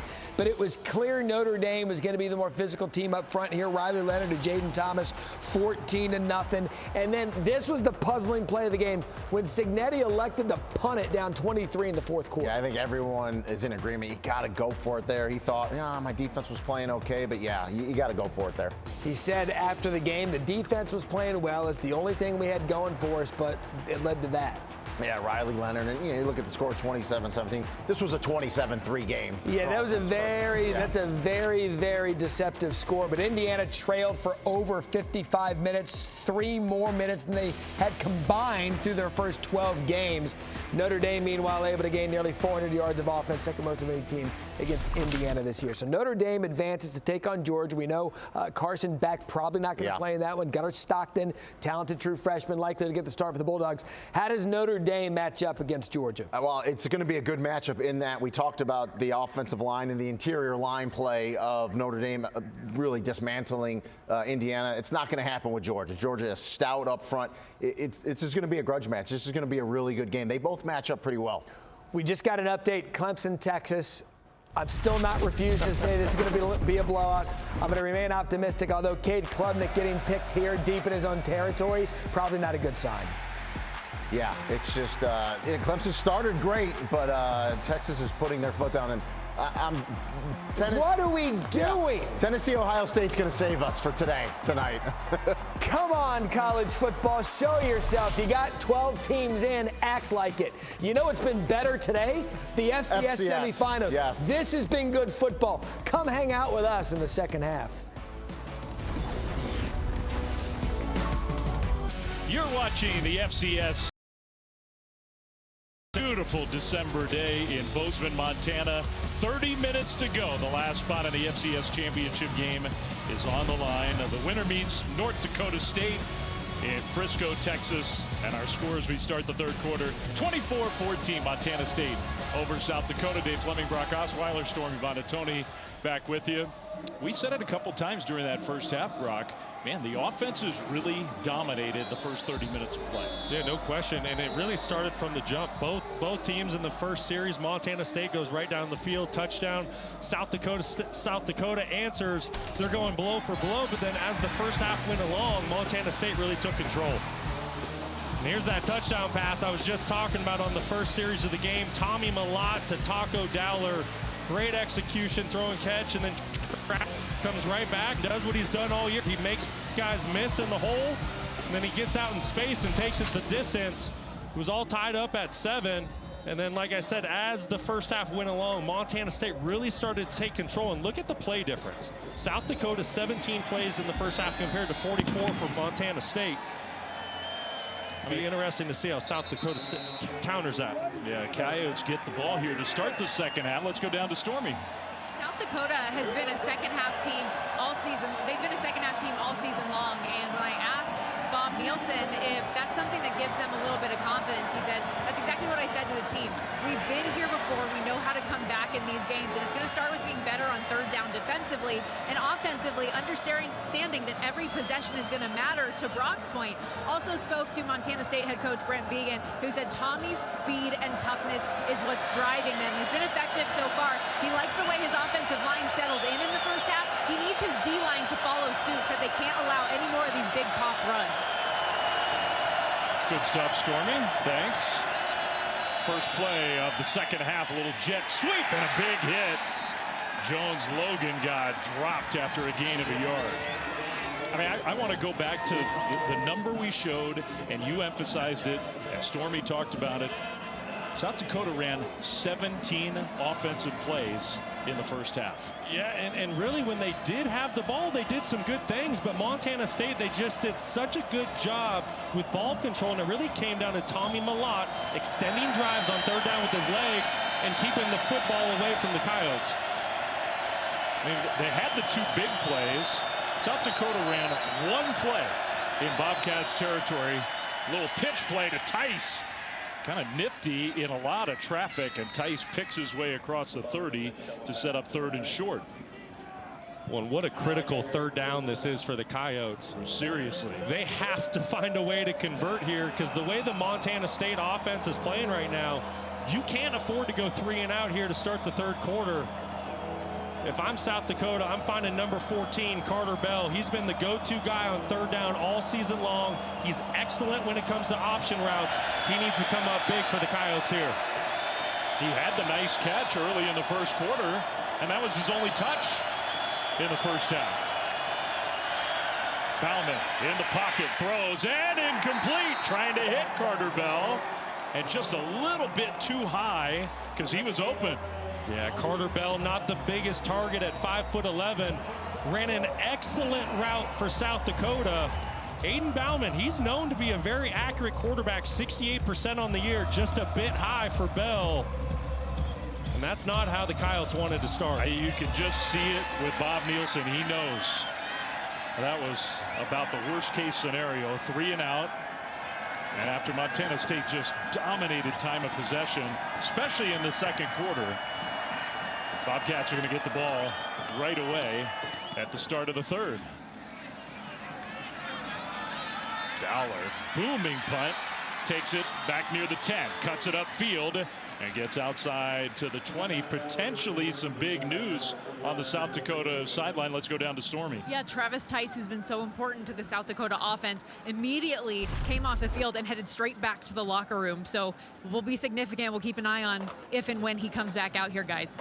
Yeah, I'm assuming that he got that little pitch play, and there wasn't anything unusual about the way the play ended, but see him kind of holding that right arm, shoulder, maybe. Ew. Yeah, for South Dakota, you hope he's able to get back in the ball game, because this team is better when he's on the field. He's a big reason why this offense scored 37 points per game this season. You got Humphrey, the tailback, behind Tommy Malott. Hand off Humphrey, right side. Scott Trey got tackled in the open field by the cornerback, Mike Reed. Yeah, that was a great job by Reed. It was a corner blitz. Right at the snap, he just triggered into the backfield. Receiver wasn't able to get a hand on him.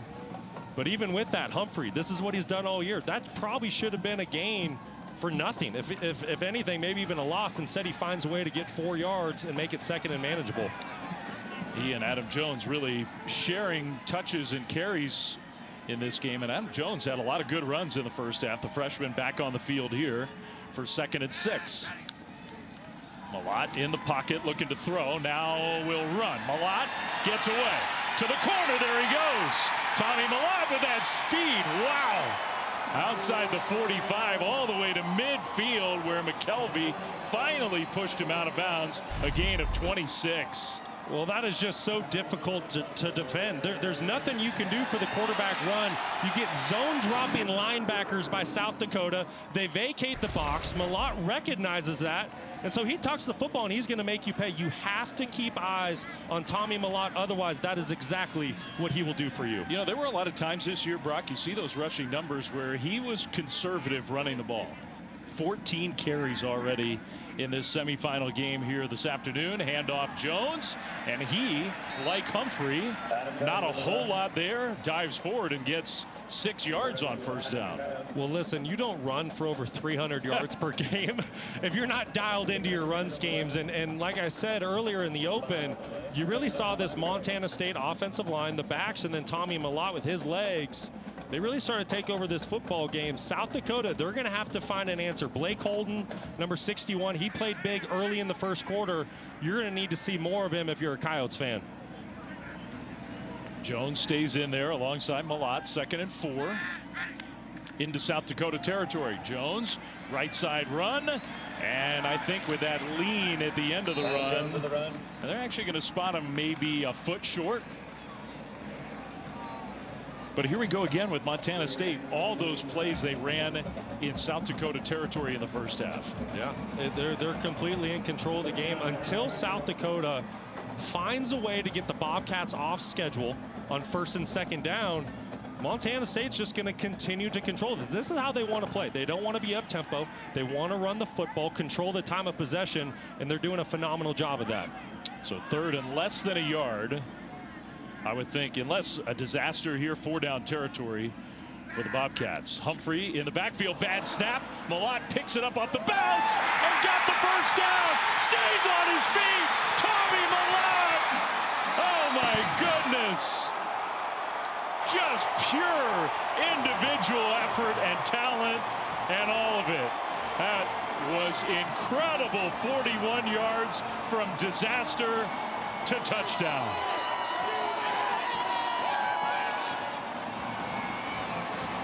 That's why he's one of the all-time greats. And that's why he's touchdown Tommy. For so many quarterbacks, that would have been a terrible play. You dive on the ball, it's a loss. For Tommy Mellott, no sir. He's going to pick up that football. He's going to make one miss. He's going to take it the distance. And Montana State, 31-14, completely in control of this FCS semifinal here in Bozeman, Montana, led by Tommy Mellott. He's played a lot of games on this field in his career. He's had a lot of great plays, not many quite like that. My goodness. You want to know why Tommy? Well, this is a pretty good example of why he is. It's plays like this. You can't coach these things, right? Ball bounces on the ground. Sure, he gets a little luck. It bounces right back to him. But then he makes something out of nothing. It's just incredible. I mean, you pick the ball up. You have the presence of mind to see the hole. You hit the hole with your 4.3 speed. You get knocked off balance. You leap over a would-be tackler. You stay on balance, and then you sprint to the end zone. That is special stuff. I mean, you hear stuff about this kid from everybody. Coaches, one of his coaches says, Tyler Housewright, he has a 4.0 in engineering, 6% body fat, 39-inch vert, is 210 pounds. Smartest QB I've ever been around, 4.3 40, smartest human alive, will be president of the United States. Every father wants their daughter to date him. Every mother wants to adopt him. Mr. America. What else can you say? I mean, I think that summarizes him perfectly. He's just, he's been unstoppable the last 3.5 seasons. What he's put together to lead Montana State to 14-0 at this point, just sensational. A gotta have it kind of drive, and it's good to see Tice back on the field for South Dakota. They're in trouble here now, down 31-14, a gain of 6 on first down. You and I are going to be there on January 6th for the championship game. Now, there's a long way to go here. This game is not over. South Dakota's been a good second-half team. They can come from behind. If they don't, and if Montana State is in that championship game, we're going to spend the next couple weeks looking for some dirt on Tommy.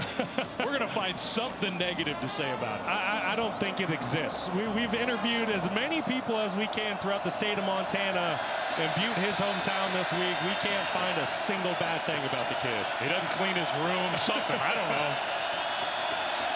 2nd and 3. Tice, right side. And Tice gets stopped about a yard short. Speaking of big plays, South Dakota absolutely needs to keep this drive going. Well, you're right. It's a gotta-have-it situation here for the Coyotes, and you can see and hear this crowd getting involved. They know that they have an opportunity here midway through the third to create the knockout punch. If they're able to get off the field here, get the ball back to Montana State, and I think Bob Nielsen knows that as well. And they've only had 3 third downs all game. They haven't converted a single one of them. 3rd and a yard, handoff, Tice, and Tice is going to get it, and almost broke out into the open again. Good tackle by Neil Daly to make sure, but it is a much-needed Coyotes first down. Well, that was a really good job by the offensive line. I want you to see here Joe Cotton, 71, how he gets this play started at the point of attack. You see 46, Hayden Erickson doing a phenomenal job getting Tice to the 2nd level and picking up a fresh set of downs when the Coyotes absolutely needed it. You talked about the size of their line. I mean, that guy, Joe Cotton, 6'7", 315. Big dude who can move. Bauman, play fake, gonna throw. That's his #1 target at the receiver spot, Carter Bell, into Montana State territory for a rare moment in this game, another first down. You know, and I would like to see the Yotes do more of this. Bauman does a tremendous job recognizing the one-on-one matchup up top. The Bobcats playing a bit soft with John Johnson up there. And Aiden Bauman, he's just going to take it. If the Cats are going to give it, and Bauman's somebody, I think you can put this game in his hands. If the Cats are going to load the box to stop the run, let Aiden Bauman start airing it out downfield a bit. Charles Pierre enters the game at tailback. has hardly touched it in this game. One of his rare touches, he had a long touchdown run. He's going to catch it out of the backfield. No. He's going to have it go right through his hands. Incomplete. It was really good up front by Hunter Parsons, defensive end for the Bobcats. Getting in there early, forcing the quarterback to make a quick decision. Secondary did a phenomenal job down the field, covering up all of Bauman's targets. Nowhere to go with the football, forcing a 2nd and long. Again, just to the lopsided nature of how this game has played out, not necessarily on the scoreboard, but how it's played out. This will be the 3rd snap on this side of the field for South Dakota's offense. 3rd play in Montana State territory all game. Play fake. And a throw across the middle. Wow, almost intercepted. I thought it hit the turf. Drew Polidor was trying to sell it as an interception. Man, there was a hold that wasn't called in the backfield. It was just blatant. They are letting them play. Just outside the reach of Galbraith, the All-American tight end. That's one that Bauman needs to drive and give his tight end an opportunity to get his hands on that football. You can definitely see it definitely hit the turf there. Called by the officials, but that's a throw. Bauman's going to want back tomorrow. 3rd and 10, Tice back in the game. At this point on this side of the field, South Dakota's got to be thinking 2 plays to get 10 yards. Handoff, Tice, and he just gets swallowed up. They brought pressure, and Tice couldn't even get back to the line of scrimmage. Well, that's a gutsy play call by defensive coordinator Bobby Daly. Kind of a double-edged sword. He brings a blitz zero pressure, which is an all-out pressure. Every DB is going to be on a one-on-one island, and it pays off for the Bobcats, forcing a 4th and 10 and another punt situation for South Dakota. And look, I think they hand the ball off. I think they're thinking you get 5 yards, you go for it on 4th down. The way this game is playing out the last few minutes, I'm surprised they're punting it. I am. I know it's 4th and 10. A high end-over-end punt is going to bounce inside the 5 and is going to bounce into the end zone.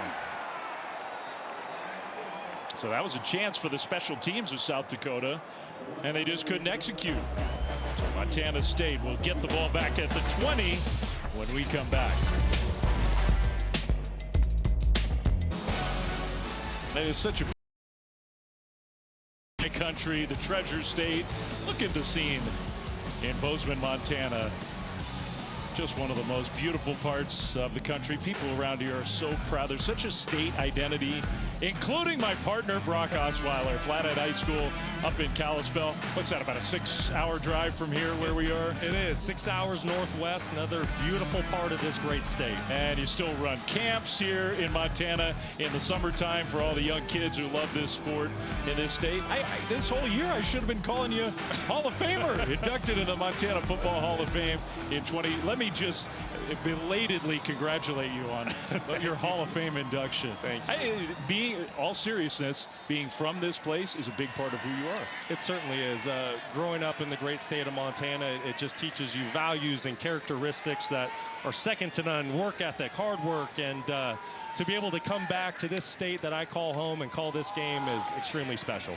The closest high school road trip that you would take was it's about 2.5 hours down to Missoula. That was the closest closest, yes. You would drive sometimes each way, what, well, 7-8 hours to go play a game? We would play Bozeman High School, and that's 6 hours one way. We'd go to Billings, play those 3 schools. That's 8 hours.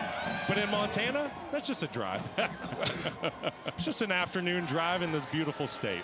And everybody, the parents, the supporters would all either get in their own bus or get in their trucks. And it's a very special place to grow up. Community matters, your neighbors matter, and I'm very proud to call it home.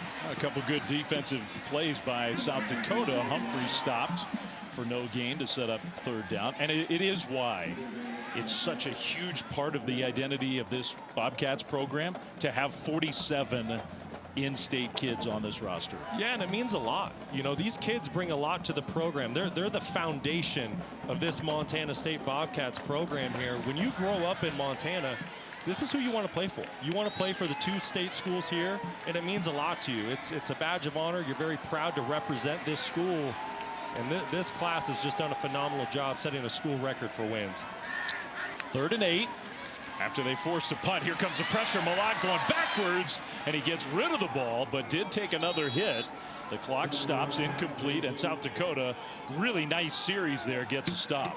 Yeah, I really like what defensive coordinator Travis Johansson does here. He lines up a defensive end over the center, which is going to be a mismatch. This is Nick Gaze on the inside, and watch him go to work. He's a former defensive tackle, but he moved outside this season. Offense. Penalty is placed as blocking foul. Lost it down. Yeah. 4th down. Yeah, the point you make, I mean, you can continue to make that point. They did call intentional grounding on Malott, so essentially it was a sack. Yeah, and this is exactly what the Coyotes needed. You know, there's still a lot of time. There's a 1.5. We're about to get great field position. Now it's time for South Dakota to capitalize on this opportunity. Yeah, that was big, big. Now the biggest punter in football, I think. I'm going with that unofficially. But Brendan Hall is 6'9", 235. 6'9". Not a great punt this time. Fair catch inside the 50, though. 42-yard punt, no return. And the Yotes basically get the ball back right where they finished their last drive, trailing 31-14.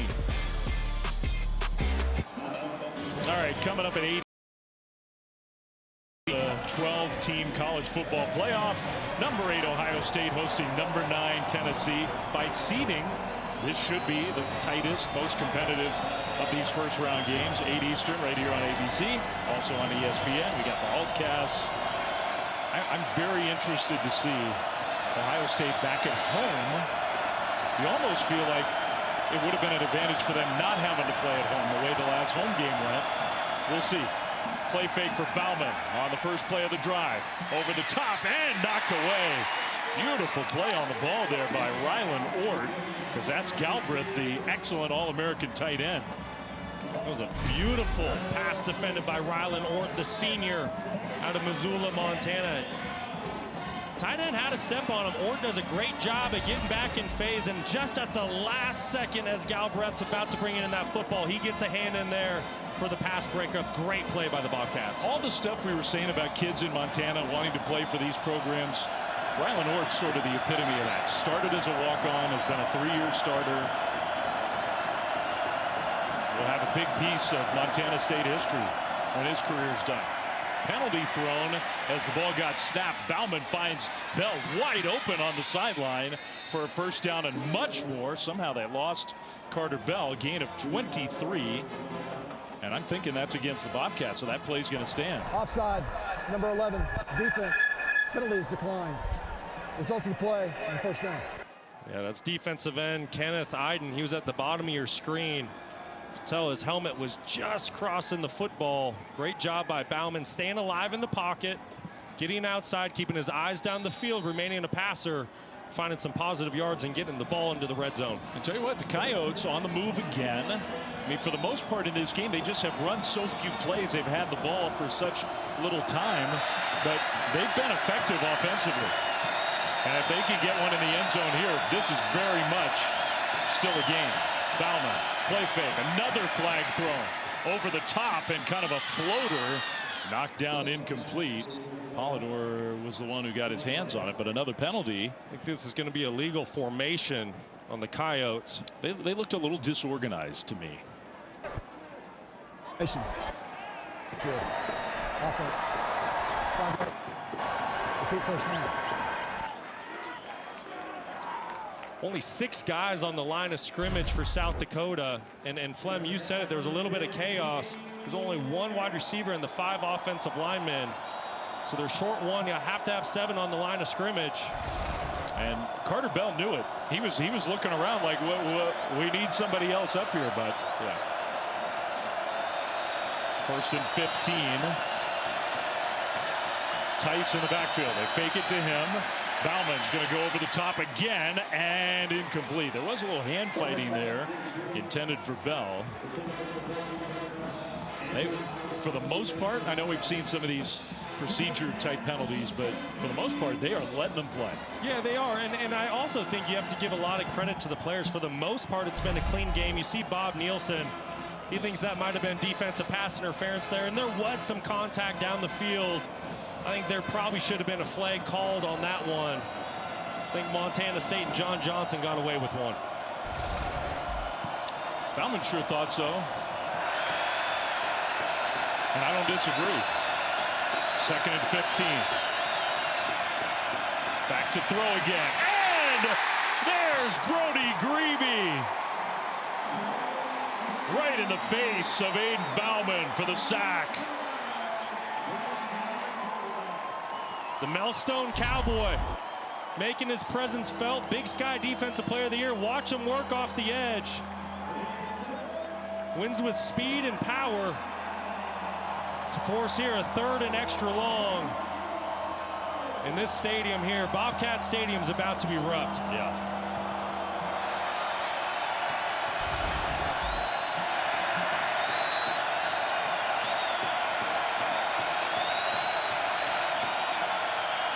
Here comes a pressure again, but Tice wide open on the dump down. Tice stays on his feet. My God, the ball comes out. Montana State the other way. Miles Jackson down the sideline, cuts it in. Touchdown.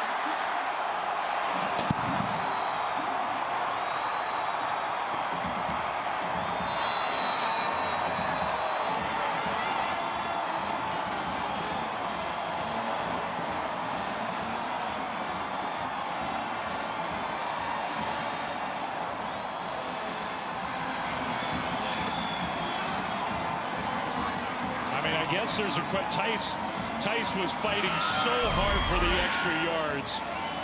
Was he down before the ball came out? It's close. Keep an eye on his elbow as Tice goes to the ground. What an unbelievable effort by Miles Jackson to force this ball out. Scored for a touchdown. I think he's down. It's close because you see the ball move ever so slightly right before he gets to the ground, and he has to have firm possession of that ball when his elbow hits. That's a good point. Good counterpoint.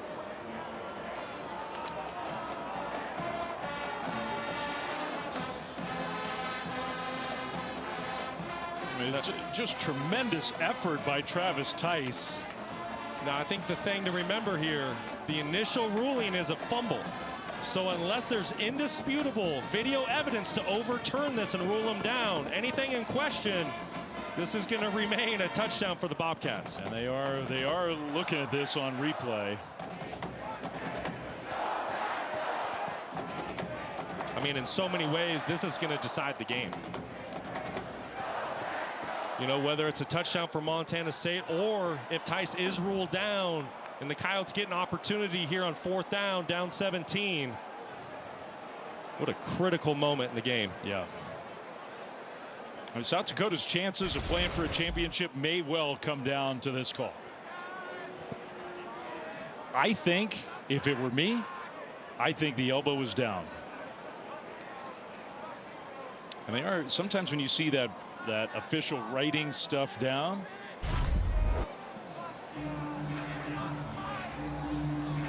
The other part of this they could be looking at, if they rule it a fumble, was Miles Jackson down there? Well, you can see his knee down on the turf as he picks up this football. That's a great catch by you, Flem. So they are marching back in the other direction. So after further review, the runner was down at the 28-yard line. It'll be 4th down towards South Dakota. So no fumble. The runner was down. I think it was a good point you made about, could you tell was the ball starting to move before that elbow hit down? They ruled that it was not a fumble, and the field goal team's coming out. And South Dakota has life.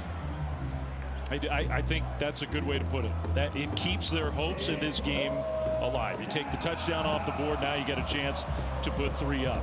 Well, no doubt about it. You get this field goal, you get 3 more points.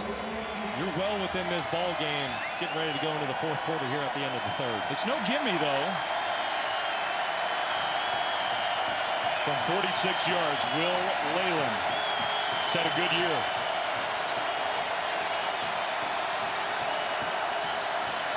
This would be a long for the season. Previous long was 45 versus North Dakota earlier in the year.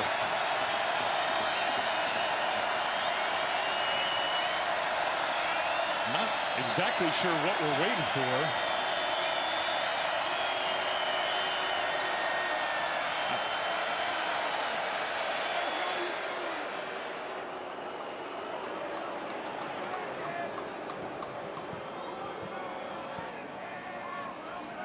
guess the chains were set up incorrectly. So the head referee was trying to get the chain crew to line up properly. Now we got it.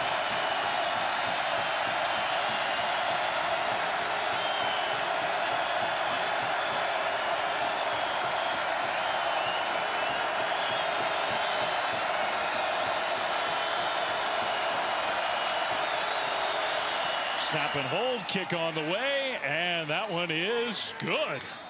Well done by Will Leyland. It's a better day to kick than it could be this time of year in Bozeman, but give Leyland credit for taking advantage of that. A ton. What a clutch kick, getting his team down 14. That was big time.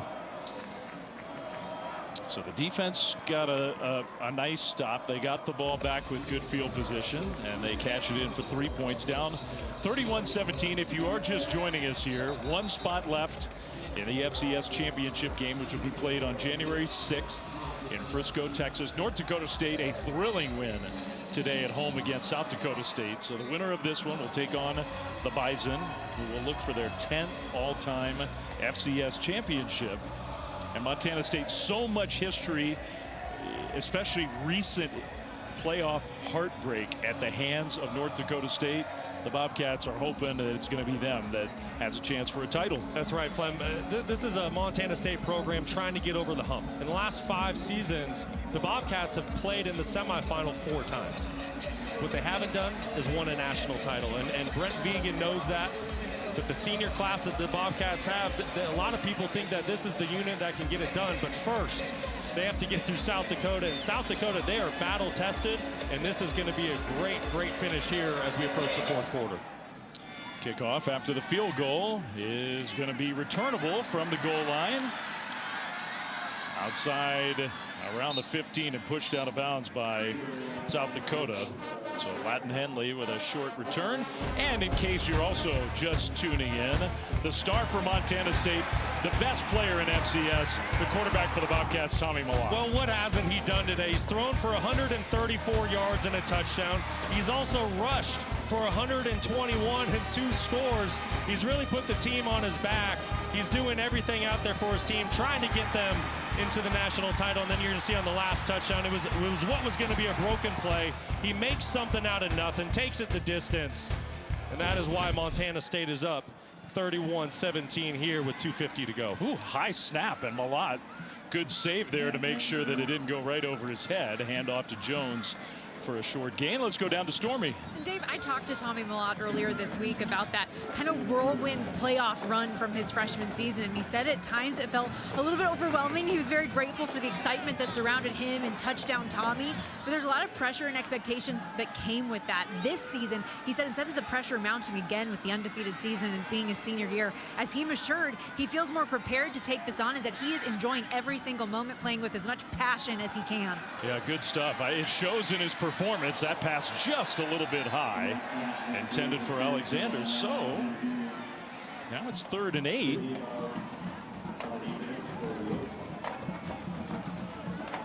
Alexander, I think at the end of that play, was a little shaken up. Yeah, that's Lanyata Alexander on the sideline. It was really good coverage by Shahid Barros, somebody that Montana State has attacked all day through the air. Great job in phase on that coverage. Another opportunity here for South Dakota. This game's not over. Trying to get organized. Bobcats with the play clock winding down. Malott takes the shotgun snap. They're setting up some sort of play that just had no chance of working. Pressure came in. It's incomplete.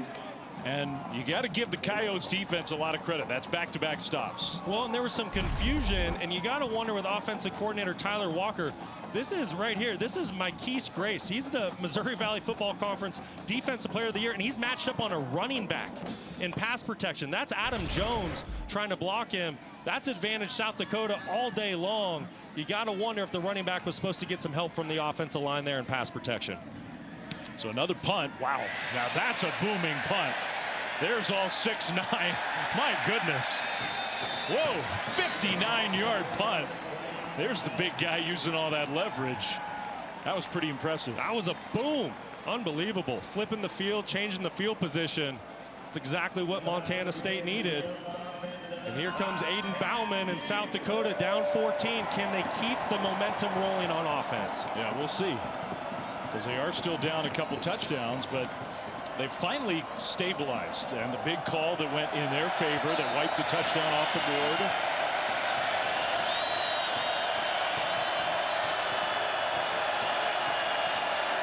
Tice in the backfield. Will try to bounce it left and cuts middle. Gosh, he's hard to tackle. He is so good. Travis Tice, the senior from Pratt, Kansas, who's been around forever and has been the leader of this program forever, is having a huge semifinal game. Well, he means everything to this Yotes program. Watch the game of peekaboo. He plays here with the defenders from Montana State. You think he's going to bounce it outside. He goes, nope, I'm going to cut it back inside. Offensive line did a great job getting a hat on a hat to make this 2nd down and 4. Montana State has to find something on 1st and 2nd down to get this Coyotes team off schedule, because right now they're really starting to take over the game offensively.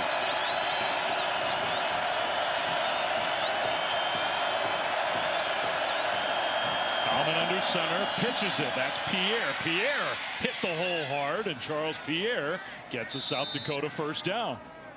He's just so elusive, and he brings such great speed to the running back position. Charles Pierre, only a sophomore, but averaging over 7 yards per carry on the season.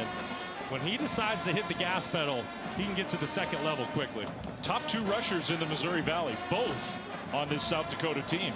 Well, shoot, between Pierre and Tice, over 2,000 yards on the ground and 33 touchdowns this year. So impressive. Final 30 seconds of quarter number 3. Phillips in the backfield with Tice. Play fake. Bauman on the move. Going to throw on the run, and he finds Phillips, who makes a nice open field catch. Turned it upfield. Got tackled inbounds for a gain of 7. Well, that's one Aiden Bauman's going to want back. He had Karan Adams. You're going to see him at the very, very bottom of your screen. Watch him pop open late. Once Bauman gets outside the pocket, he was wide open all by himself down the field for a touchdown. Ooh, Bobcats might have gotten away with one. South Dakota, though, on the move again. We come to the end of the 3rd quarter. Montana State 15 minutes away from a berth in the championship game. We'll be back after this message and a word from our ABC stations. And 15 minutes separates Montana State.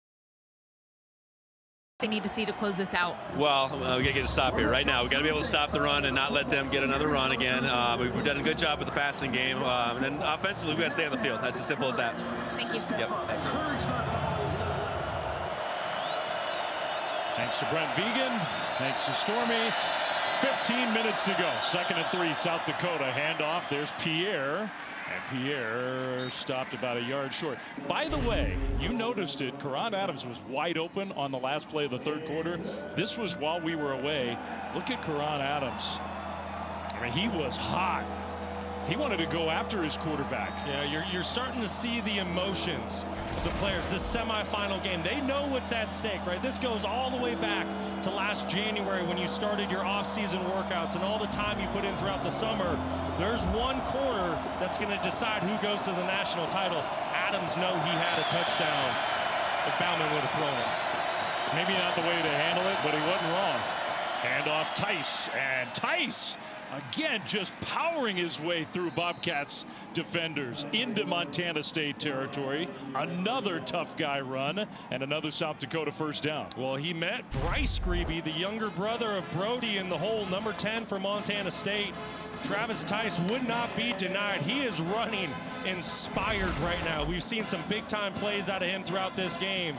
And the senior, that means so much to this football program. You know he wants this bad. I mean, he's got as many total yards virtually as the rest of the team combined. 1st and 10. Play fake to Tice. Bauman over the top for his tight end. What an effort. And he caught it in bounds. Galbraith, what a catch for 21 yards. Are you kidding me? What a catch by Galbraith. Unbelievable, showing the body control to go up, high point the football over the defender, but then have the awareness to get his foot down in bounds before he goes out. Such an impressive play. Wow. Great catch by Galbraith. And another South Dakota first down. They're on the move. Only down 2 touchdowns. Pierre behind Bauman. Play fake. They're going to fake a pitch. Throw it back to Galbraith, who stops, turns it upfield, and gets positive yardage there. Ends up being a 6-yard gain. It's pretty creative by offensive coordinator Josh Davis, trying to sneak the tight end out the back door. Bobcats did a good job of staying home, keep that to a minimal gain. Montana State hasn't won a championship in 40 years. South Dakota has never won an FCS championship, trying to get to the final for the first time in their program history. 8th play of the drive for the Coyotes. Tice, and he will surge close, but I think he was stopped a yard short. This is officially their first trip into the red zone today. Yeah, it's unbelievable, you know, and you see 17 points on the board for South Dakota, but you just said it, Flynn, they haven't been able to get down into the red zone. Montana State's defense has just done such a great job of holding up.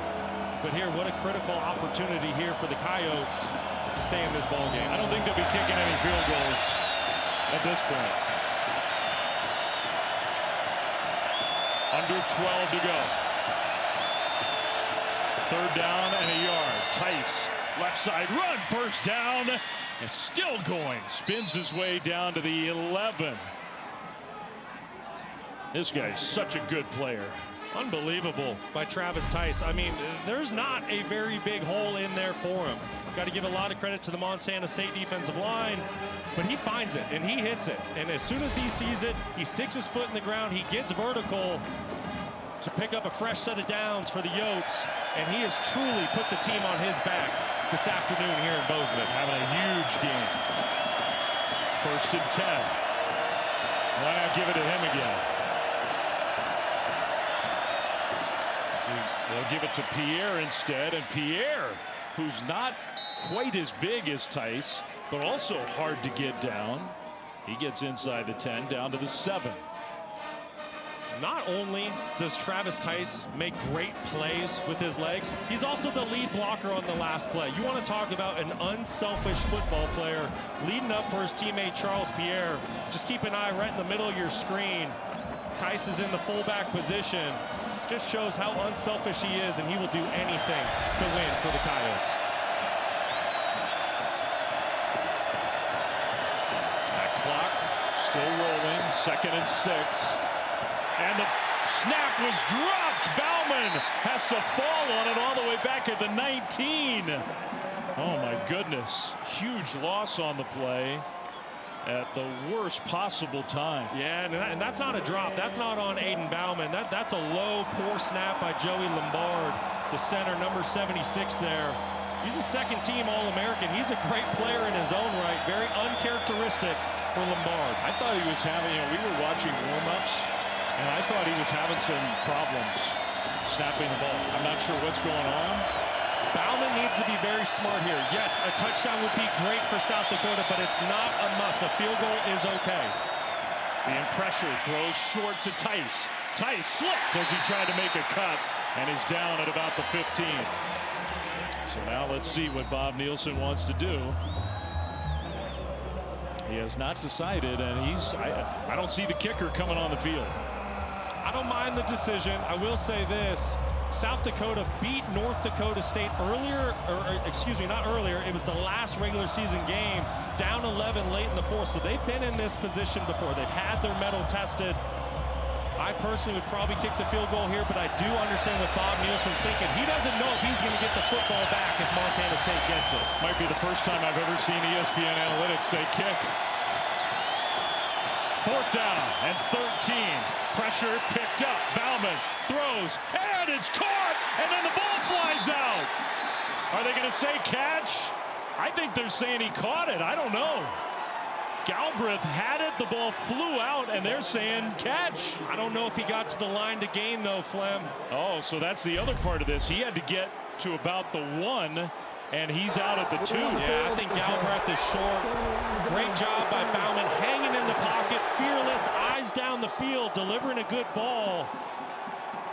So even if they call that a catch, he didn't get enough to get the first down. No, that's Montana State ball, and 4th and 13, there's just not a lot of play calls for it. Bobby Daly elects to bring pressure to speed up Bauman's clock. Not a lot you can do there, which is why I would have kicked the field goal. So it was a catch. It was a good effort, but not quite enough. The Bobcats hold barely with 8:42 to go. Just that close from converting on 4th and long. I want to go back. You're going to see the clear out routes here, and then you're going to see the All-American tight end J.J. Galbraith try to work this sail route. It's a really good route, but this is a moment where he needs to recognize what the down and distance is and needs to push deeper into his route. He needs to get on that DB's toes, push it into the end zone, so when he catches the football, it's either a touchdown or a first down. It was a solid throw. Aiden Bauman did a great job of buying extra time, but Galbraith needs a little more distance on that route. So now the Coyotes defense absolutely has to come up with a big play, and they have an opportunity to do that because the ball's at the 2. Montana State's going to hand it off straight ahead, try to get a little breathing room, and they do get a couple of yards of breathing room, but no more than that. You know, and with the clock ticking here, 8.5 minutes to go, this drive really is the game, right? If Montana State's able to get a first down, melt some more clock, you know, they're really in control up 14. This has to be a 3 and out for South Dakota.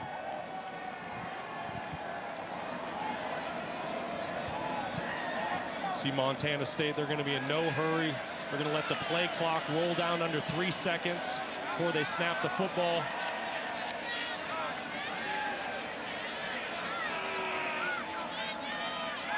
Another handoff to Jones. Jones squirts through, and he got close. Stopped, I think, just a little bit short to set up 3rd down and 1. It was a really good job by the Bobcats offensive line. Did a great job on the left side of the line with Moore and Mastel working a double team to make this a 3rd and short. So here you go, South Dakota. 3rd and 1. If you don't get a stop here, you're looking at another couple minutes at least coming off the clock. Down 14. Still the freshman Adam Jones in the backfield. He's been the more effective running back today. Handoff to Jones, and he'll get there. First down, Bobcats. There was no doubt who was getting that football there on 3rd and 1. Adam Jones, he just plays with such great pad level. It's so hard to stop him on those short runs, and that left side of the offensive line and tight ends did a phenomenal job of securing level 1. He showed up in the opener. I mean, this is his first year playing, redshirt freshman Adam Jones, and he in the opening game where Montana State went on the road against what turned out to be a pretty good FBS New Mexico team, and they won on the road against New Mexico. And Jones had a big play in that game, had a big game. Handoff Humphrey, left side, and he'll get lifted in the air and driven to the turf by Dennis Shorter. Just to finish the point on Jones, Brent Vegan after that game said, you know, we knew it was coming. He's a freshman, but we could see it in fall camp. This guy's really going to be good. Yeah, and what a special year he had. Freshman player of the year in the Big Sky Conference. But as you see this clock tick down to about 6 minutes, at some point, Bob Nielsen needs to start taking these timeouts. He's down 14 points. Montana State, they're going to continue to milk this clock. At some point, you need to put your chips in the middle of the table. Yeah, because otherwise you're not going to have an opportunity. You need 2 scores. Malott, another handoff. Jones cuts it middle and gets out to the 19-yard line. Almost broke it open. Got 5. It'll be 3rd down and close to 5. See, right now I'm taking a timeout. It's 3rd down. You have Montana State in what could be an obvious passing situation. You're down 2 possessions. The clock is not your friend here. I would strongly consider taking a timeout. Montana State has not had a passing yard in the second half. I think it's a good point you make. Who cares when you save the time? You got to save those seconds. And they're not going to snap the ball early. Down to 3, down to 2. High snap, handoff Jones, who slips. And now they will use their first timeout.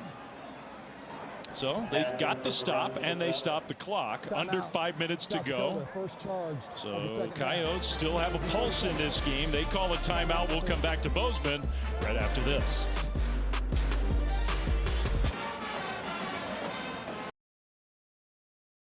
January 6th, 7 Eastern on ESPN. For more information, visit NCAA.com, the home for all 90 NCAA championships.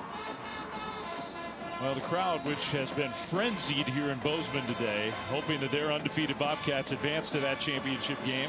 Last sequence, though, keeps South Dakota's hopes alive in this game.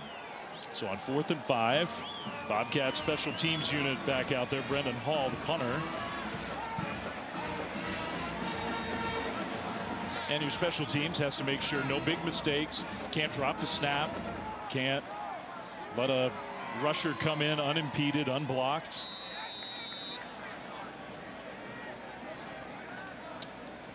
Nice list, Christmas list for Bobcats fans. Bobcats, Malott, Vegan, Taco, Brody. Championships down at number 6. Returnable for Bell, who gets dropped at the 30. Good punt, 52 yards, and a short return. So a long field for South Dakota, and they got to do it fast. They do. They need 2 scores. The clock's not their friend. Now the good news for South Dakota is they still do have 2 timeouts in their back pocket. You got the 2-minute timeout also in your favor. You do, but you are about to face a stadium. And a defensive line with the Bobcats. 11, Kenneth Iden, 41, Brody Grebe. They are going to pin their ears back. You better chip the edges because you know that this is an obvious passing situation. Create some time for Bauman because it's got to have it now or never for the Coyotes. Bauman throws, and it is a nice catch, a contested catch. Jack Martins goes up and grabs it. Now tackled short of a first down, so the clock rolls. That was a beautiful catch by Martins. Strong hands. 2nd and 2. South Dakota's got to be in a hurry. Tice in the backfield. Bauman going to throw to Tice, wide open across the middle.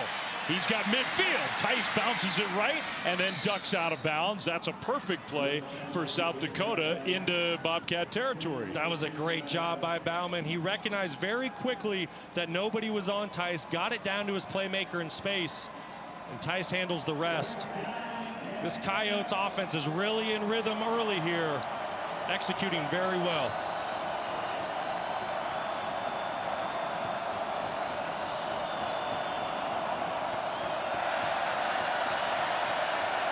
Travis Tice playing like he refuses to accept that this is possibly his final game. Makes another catch and makes another man miss. Tice inside the 20. Just relentless Travis Tice. My goodness, finally McCade O'Reilly tackles him, and Tice is banged up. He's going to have to come out for a play. Are you kidding me? What an unbelievable individual effort by Tice. This is just a basic 5-yard check down. Will not be tackled. Unbelievable effort. 1st and 10. Coyotes toward the end zone, incomplete. Intended for Martins. Martins wanted a flag. It's 2nd and 10. A little bit of contact down the field. I think the pass was uncatchable. That's what the official was seeing. Well, one thing, Brock, South Dakota has accomplished. They got the stop. And now here they are, all the way down to the Montana State 20. Still 3:21 to go. Still 2 timeouts. Yeah, no, this is exactly where you want to be. This is best case scenario. You do have to find a quick score here, though.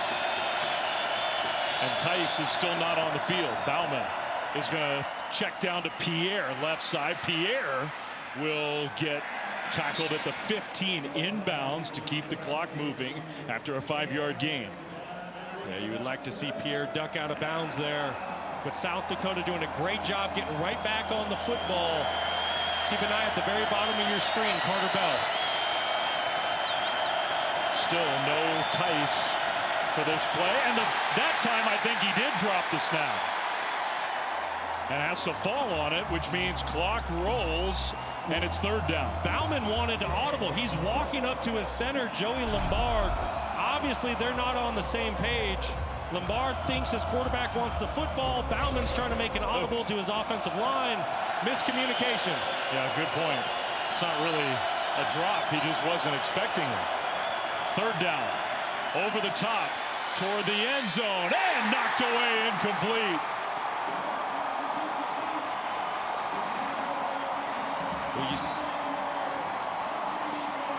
That was a great call by defensive coordinator Bobby Daly, bringing pressure to force Bauman to the quick throw.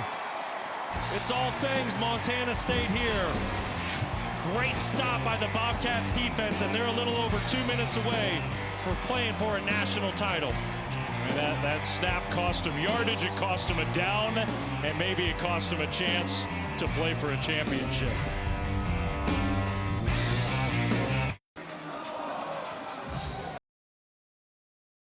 Bozeman now just 2:22 stands between Montana State and a 15-0 record and a spot in the FCS championship game. They played there in Frisco in 2021 against North Dakota State.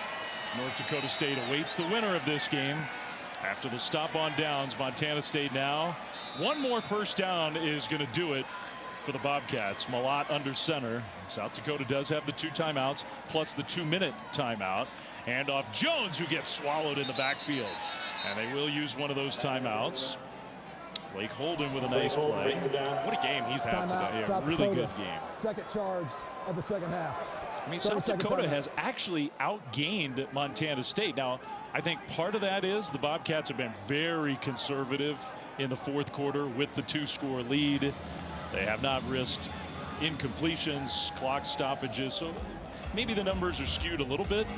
But it's not like South Dakota's gotten blown off the field here. No, I totally agree. And I think South Dakota, they made some adjustments at halftime. And they did a phenomenal job of digging their way back into the football game. I really think the difference right now, it's the second quarter. And in the second quarter, Montana State just took things over. It was ground and pound. Tommy Malott made so many plays with his legs, especially on big third down conversions. And that's really where the game separated. Yeah. I think it's well said. And, I mean, this is no knock on Aiden Bauman, who's a good player, but these teams are very evenly matched. One team has number 4. One team has Tommy Malott. 2nd and 12. Jones gets the ball. Left side run this time. And again, South Dakota there. They're going to blow the whistle and another timeout called. So the last timeout for the Coyotes. Timeout South Dakota. 2:10 on the clock. Timeout of the second half. It'll be 3rd and long. It will be. And South Dakota State, yes, the chances are slim, but they're still alive if they can get a stop here. If you get a stop and you're going to get the ball back with roughly 2 minutes to go, the 2-minute timeout will stop it. So then punt play will take 5, 7 seconds, whatever it is. If you could get down the field quickly and score real fast, then you'd at least have a chance for an onside kick scenario where you have some hope. Right, exactly. There's hope. The odds aren't in your favor. Obviously, Montana State, they're trying to close out this game with the ball in their hand. If they're able to find a first down here, they're taking 3 knees. Yeah. They're done. They're headed to Frisco. Expect an all-out pressure with South Dakota here. They're going to load up the box and not let any cheap yards happen for Montana State. If you're Brent Vegan, do you take one chance on letting Tommy Malott try to make a play instead of just handing it off? You know, if you get a one-on-one matchup outside, which I see at the bottom of the screen, I don't hate taking a shot. I don't think that'll happen, though. They're handing the football off. They will run it instead with Malott, and Tommy Malott gets tackled inbounds. No timeout, so they'll run the clock down to 2 minutes. Stop it there for the 2-minute timeout. And it'll be 4th down. So South Dakota's going to get the ball back at least one more time with 2 minutes to go in this semifinal game.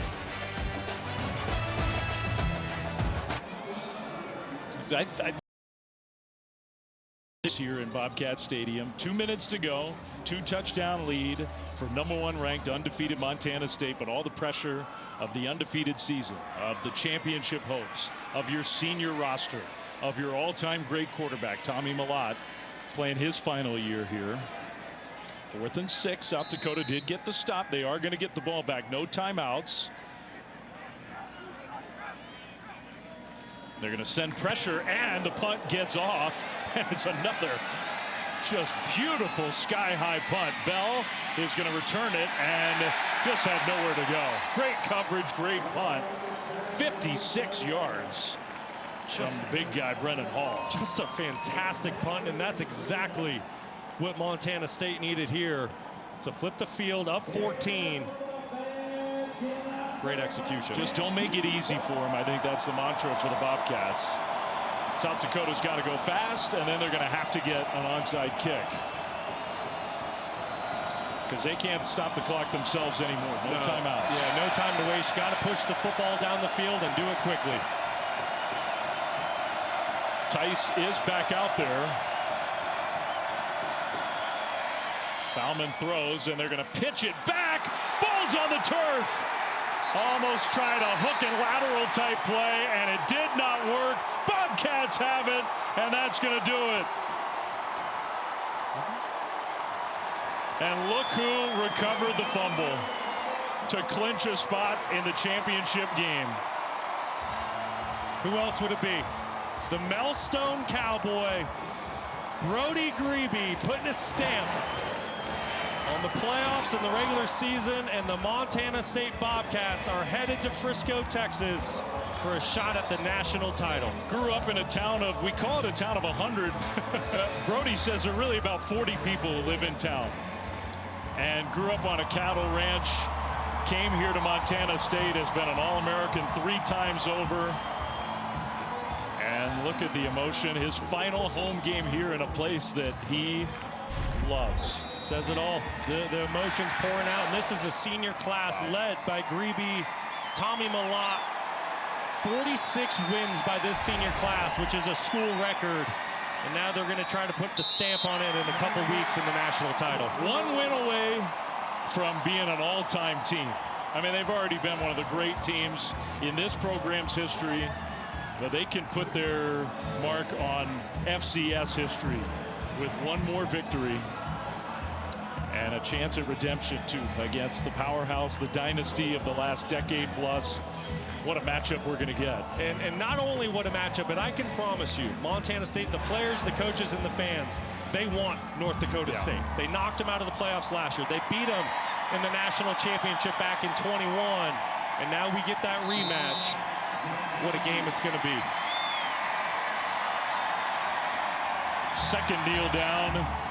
They got to do it 1 more time. And then we're going to have a party in Bozeman. And you got to, just a quick hat tip to South Dakota. Historic year for the Coyotes. And a lot of talented players. Travis Tice just poured his heart out on this field today. And they're here to stay. Aiden Bauman, he's coming back to school. They've built a program there under Bob Nielsen. They will be back. But there's the final knee. 1 more win. And Montana State will have an undefeated championship season. It's not going to be an easy one, but their 15th win in a row here tonight on their home field. The final seconds ticking off the clock. Brent Vegan and his Bobcats advancing to the FCS championship. Grebe, Malott, and all these storied seniors on this Bobcats team. 1 win away from an FCS championship. And here come the fans out onto the field to help celebrate.